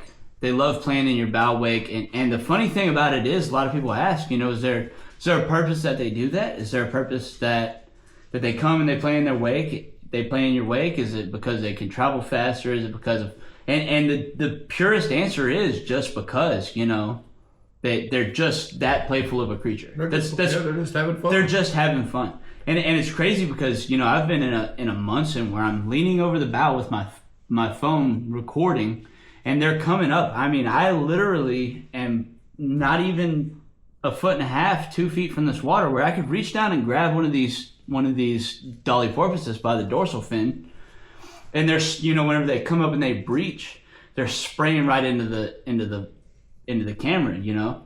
And there's just countless amounts of these little things that you'll see over the time that it's just like you almost feel like that's a once in a lifetime opportunity to see that until you're out there every day. You know, it's once in a lifetime every day. It's once in a lifetime every day. I can tell you, yeah, one time, you know, specifically, you know, I had seen them before, like you're talking about, where the humpbacks are bubble feeding and stuff. But we're out, and it had been a rough day. The waves were rough. The ride in was rough. We'd caught some halibut. We had done a lot better the day before, but this day was pretty rough. But I'm like, we come around a point and looking back into Johnstone Bay, and there's basically like a rainbow in Johnstone Bay. It's lit up. The sun's shining through the clouds on Johnstone Glacier, and I'm like, that is going to be a peaceful place to end the day. So I turned the boat to the right, and we're rolling into Johnstone Bay, and I'm like, I can catch some salmon in here, and we'll finish up the day with some salmon. So we do. We go to fishing. I spot some on sounder, and we start catching a few salmon, and these salmon are coming up, and of course when they're in the ocean, they're silver. Very, very silver. But that silver turns into whatever color the water is. And in that bay where that glacier's coming out, it's this emerald green, beautiful, bluish emerald green water. And when you're reeling these salmon in and you're seeing this fish change colors underneath you as you bring him through the different columns of the water. And Trina's just mesmerized by the colors of these fish, but it's the reflection of the water over them. And then one of the guys on the boat that's with us says, "Man, what are them birds doing over there?" And I said, "I know what them birds are doing over there. They're on a bait ball." I'm like, "We can go over there and we catch fish. It may be pollock, it may be cod, who knows? But there'll be fish under that bait." They're like, "Okay, let's do that." So we start trolling slowly over there, and I see exactly what you're talking about. I see those bubbles in this circle, and I kind of nudge Trina. I'm like, "Watch what happens." And dude, about the time we get 100 yards from this net of bubbles, 5 humpback whales come up right in the middle of it with their mouths open, feeding on these herring. And we're so close to them that you can literally see the fish jumping out of these whales' mouth trying to escape. And the huge eyes of these whales looking back at you.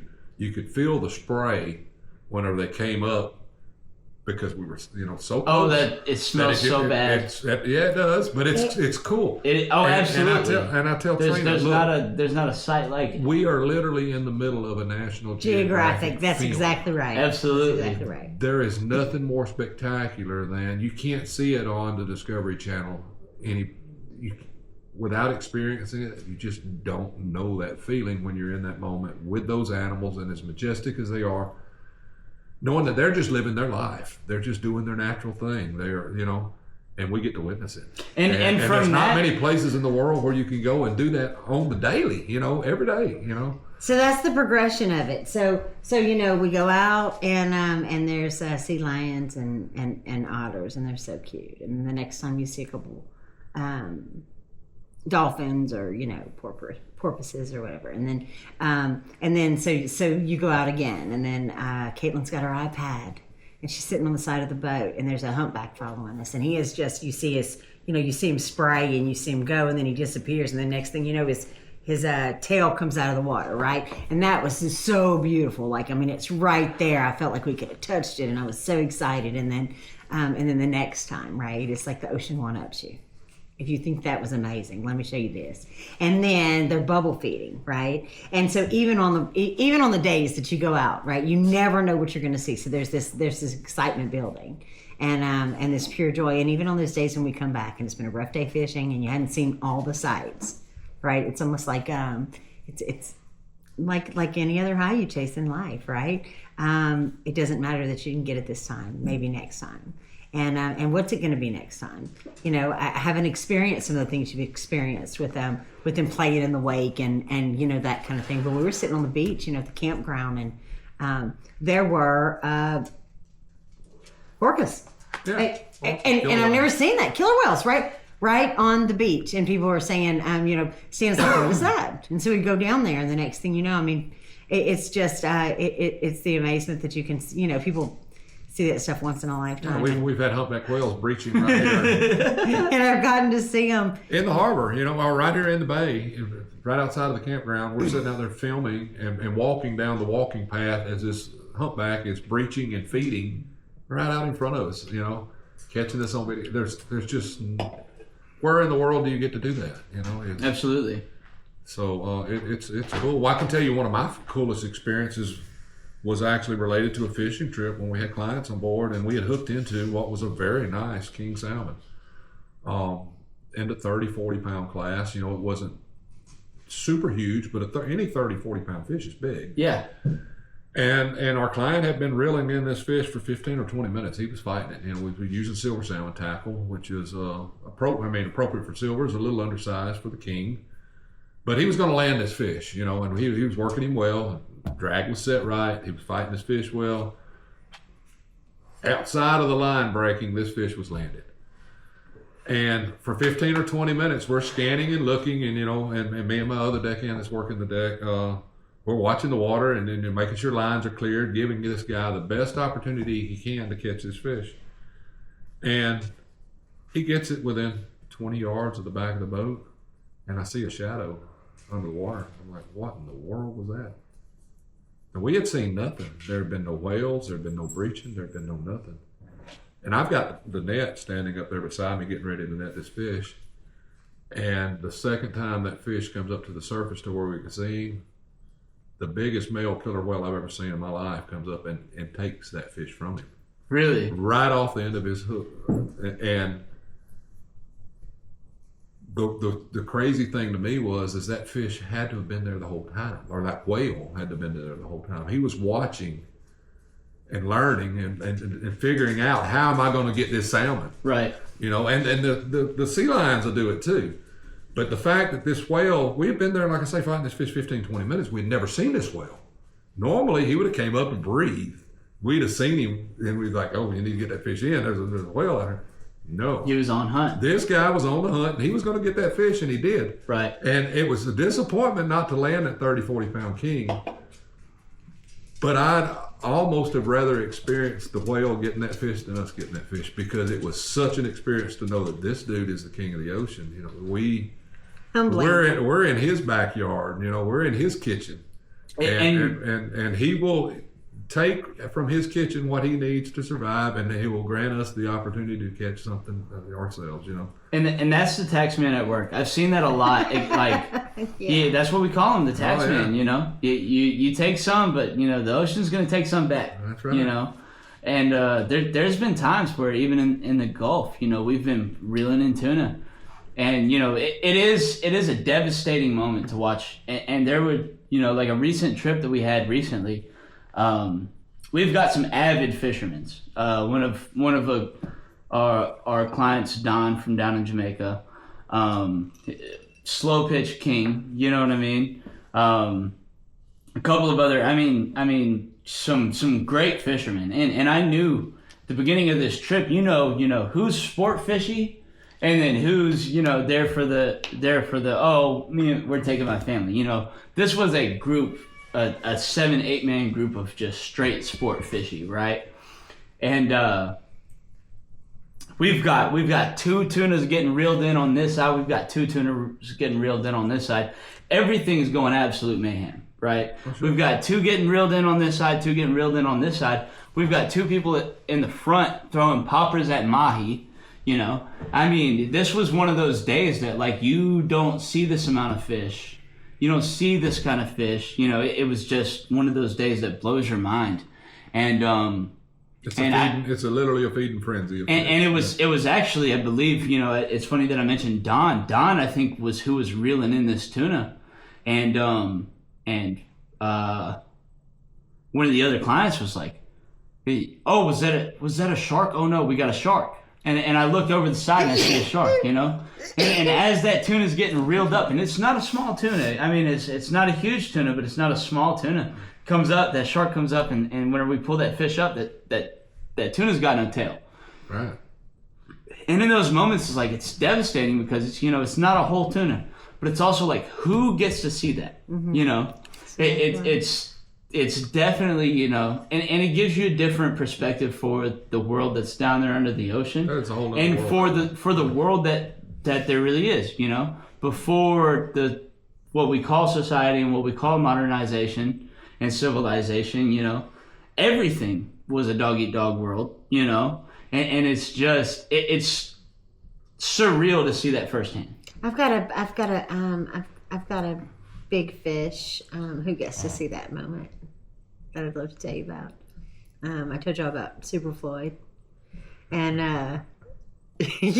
all the stories, and here we are 10 years later. Stories have died down. He's no longer trying to impress me, right? And we're just we've been in Seward for year after year after year, and or along the peninsula anyway, not always Seward, but one day, we're just walking along the dock, and years later, and not really paying any mind. We're watching some fish come in, we're watching the boats, and in this voice, it was just really eerie. I heard Super Floyd, and I thought, I got a big fish. I mean, I thought that would never happen, right? Yeah, it was always a story Stan told me, always a story, and here somebody recognized him from 20 years ago, and here they were, hugging on the dock, and we're back to, never a stranger, never a unfriendly face, and that was a pretty neat moment. Yeah, you meet people up here for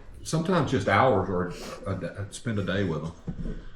That you don't forget them and they don't forget you. You develop friendships that happen quickly, and it's because of the atmosphere you're in. It's such an inviting atmosphere to begin with, but you've got something in common.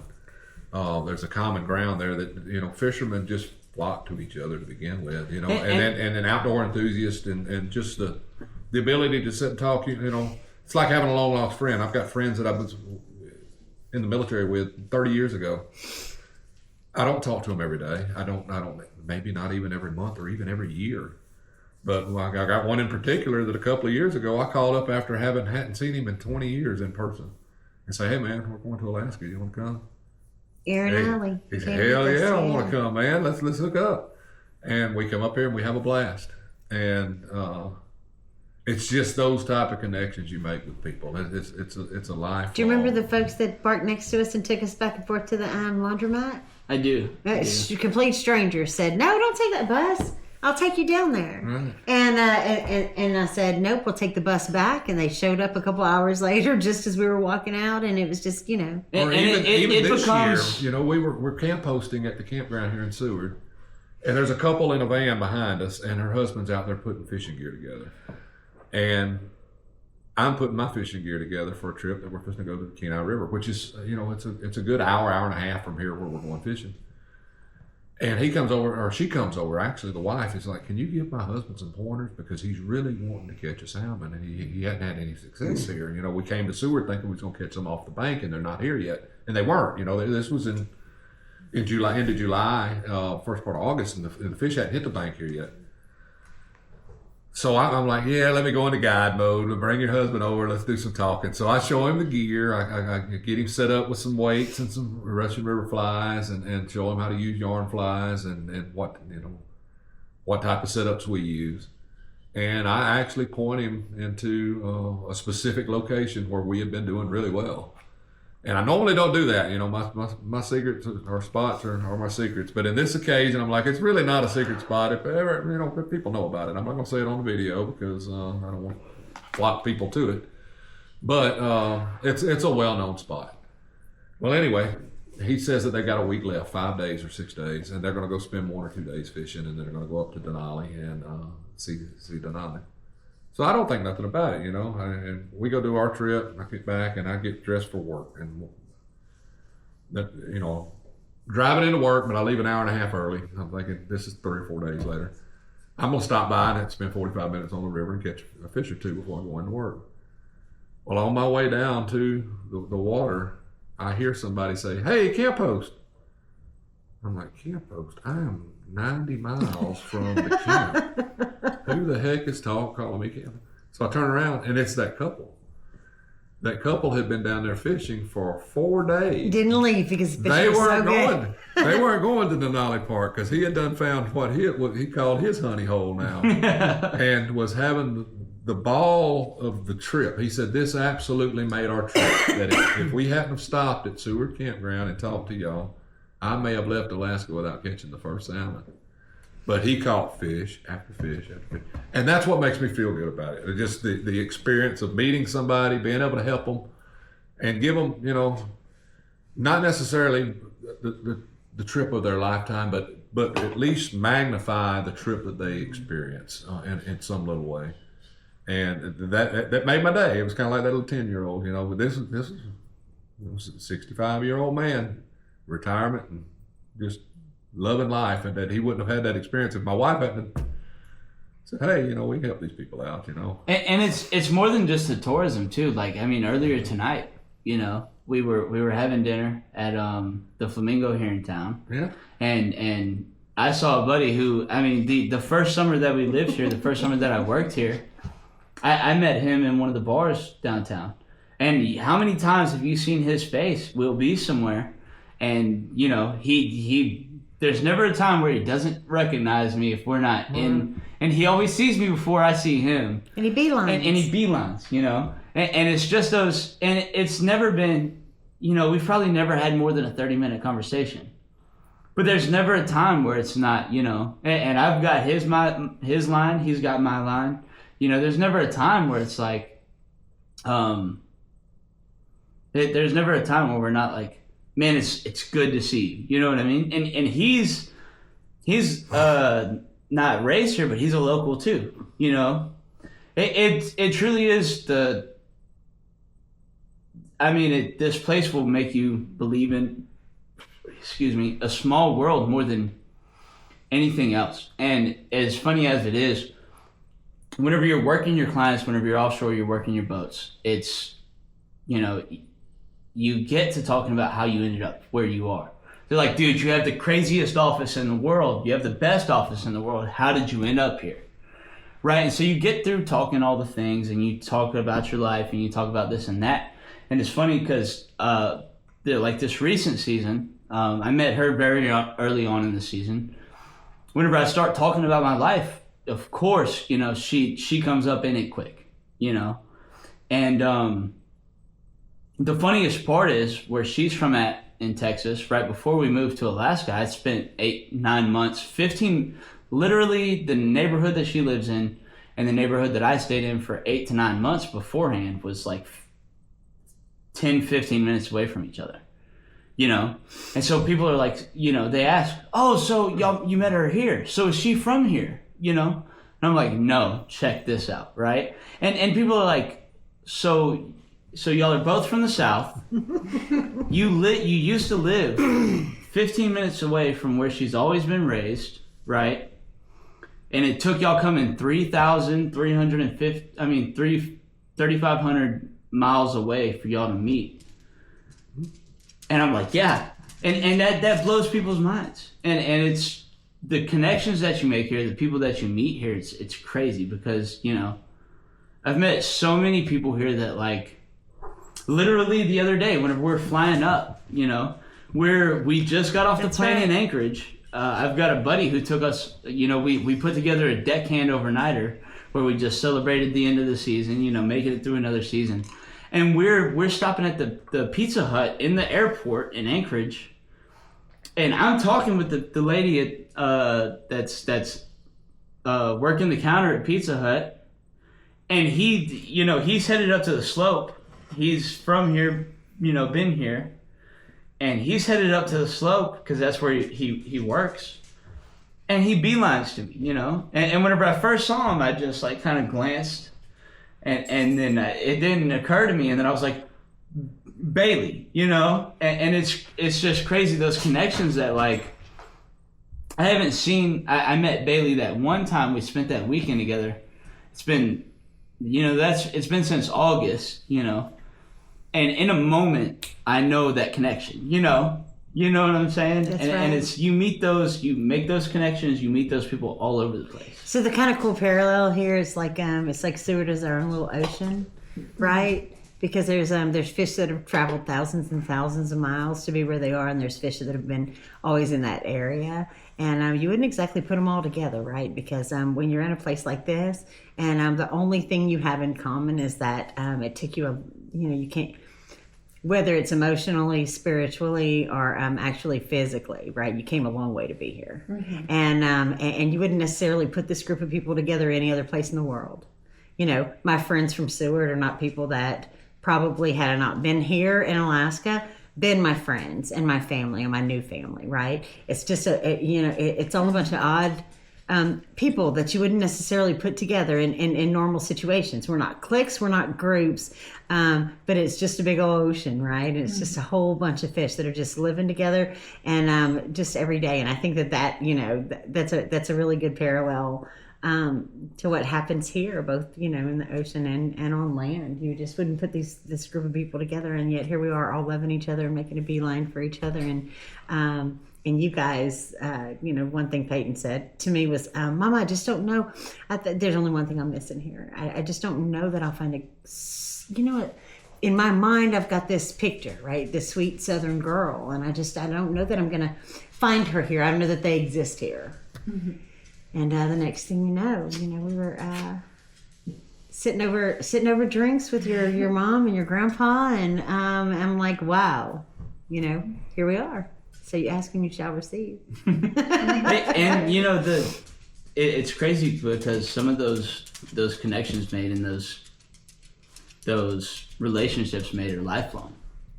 Yeah. Like I've got a buddy who the first season here, in fact, the first season here, I didn't really click to him that well until the wintertime, and we spent the wintertime here together.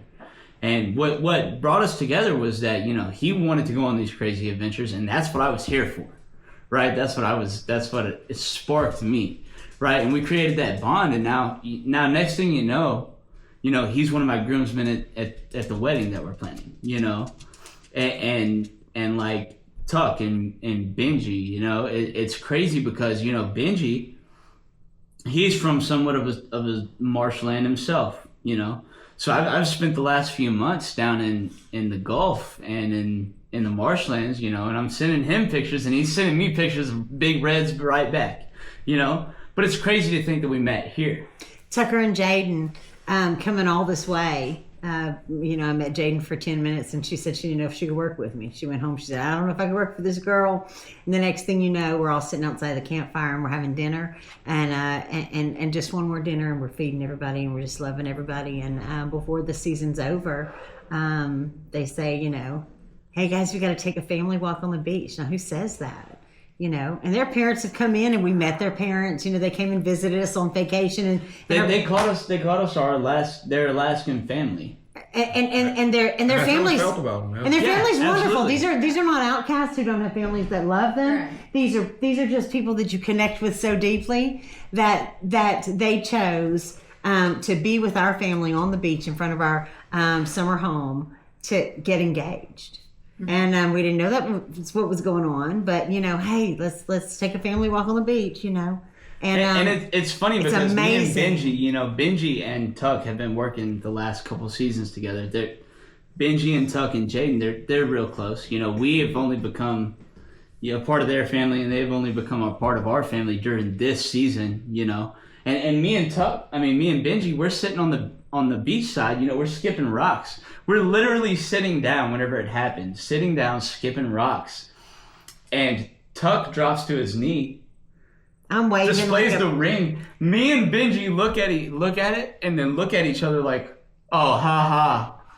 And then we keep skipping rocks, and then a second passes, and I look back, and there's a real ring there, and I'm like, Benji, Hey, this is happening, bro. And he's literally, these connections that we've made are so heartfelt and so real, like they're true family. So Benji immediately, it starts tearing up, and he's in awe, absolute awe. He's like, I don't like that part of Talladega Nights. I don't know what to do with my hands. He's like, and it's crazy because at first it was always a joke that it would never happen, right? And so we're like, oh, this joke again, whatever, yeah, okay. And then when we realized it was happening, it's like, holy shit, it's happening, And, I'm like, and guys, it's for real. Come on. And it's a beautiful Right. moment like that where, it really becomes, it's like, that's family. They chose to do that with us. They chose us, right? And we chose them. Yeah, it's about choosing and that's what love is, really. It's about choosing the people you love every day. You choose them every day. And that's what Alaska is, Yeah, you have to choose it every Alaska day, don't right? choose you. You choose Alaska. And if you plan on living here for any length of time, You gotta choose it daily because some days it. it's rougher than others. Because it's a different. it is literally like moving to another planet at times. You know, there's no other place on the planet.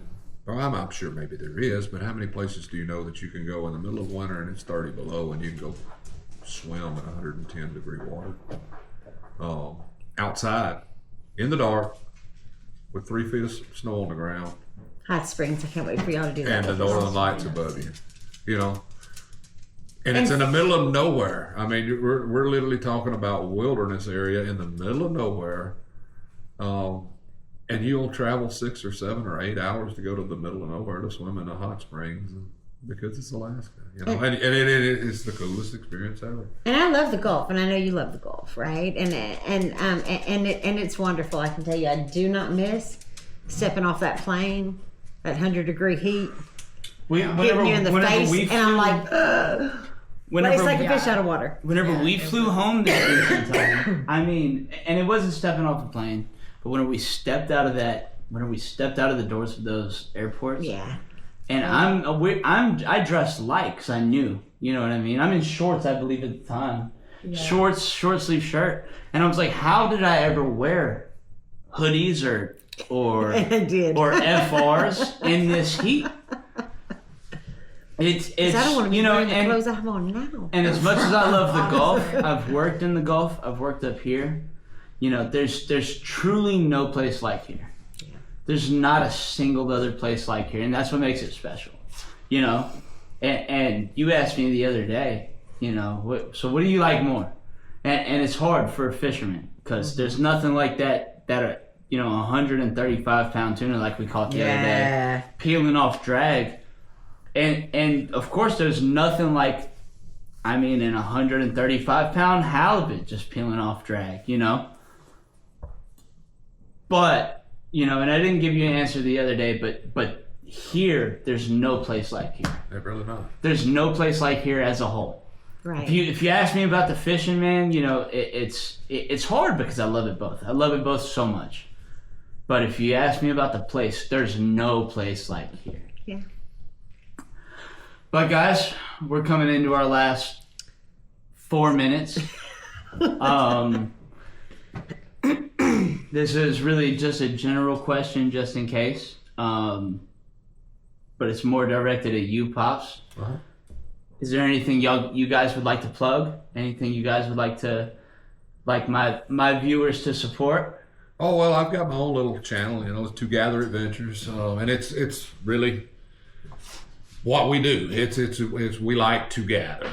We like to gather together, and it's random. You know, it may be a cooking video one day, it may be a poem one day, it may be a AI song that I've put together another, or it could be a bear mauling. Who knows? You know, hopefully not bear mauling, but it could be. Videos. You never know. You never know with our videos, man. So if you want to support the channel and or take a look and you know, feel free to look at it, To Gather Adventures on YouTube. And other than that, we're just going to keep doing our thing, plugging along and living life, you know. We're not superstar YouTubers. We're just mom and pop and sons and daughters out just having a good time with friends and family. So that's it. That's kind of. I'm gonna plug a wedding registry. And that would be, it's on to you. Right. No, registry, next time. Next time we will have the registry. Stay tuned for registry information. I want to plug, and I know y'all know her, but this is Calypso Coe. It's my baby girl. She has her own Instagram page. Go check her out. Link in description for everything plugged. I just wanted to introduce formally. We call her Callie. We call her Callie, but she was born on a road trip in a motorhome coming to Alaska from Louisiana in the middle of Canada. And she's all snow dog, though. And she's all snow dog. Yes, she is. She's a boat dog, too. Yeah, go look at her Instagram page. You can see it. Yeah, she loves the water. Half Catahoula Cur, which is our Louisiana leopard dog, half Australian Shepherd, if you can believe it or not. And Way to leave my dog and my cat. Finest little animal ever. So we're in the video. But we appreciate you guys for watching. I hope you found it enjoyable, entertaining, informational, whatever it is you're looking for in this. Thank you guys for watching, and this is the Trill family. Yeah. Good night. Hey. Good night.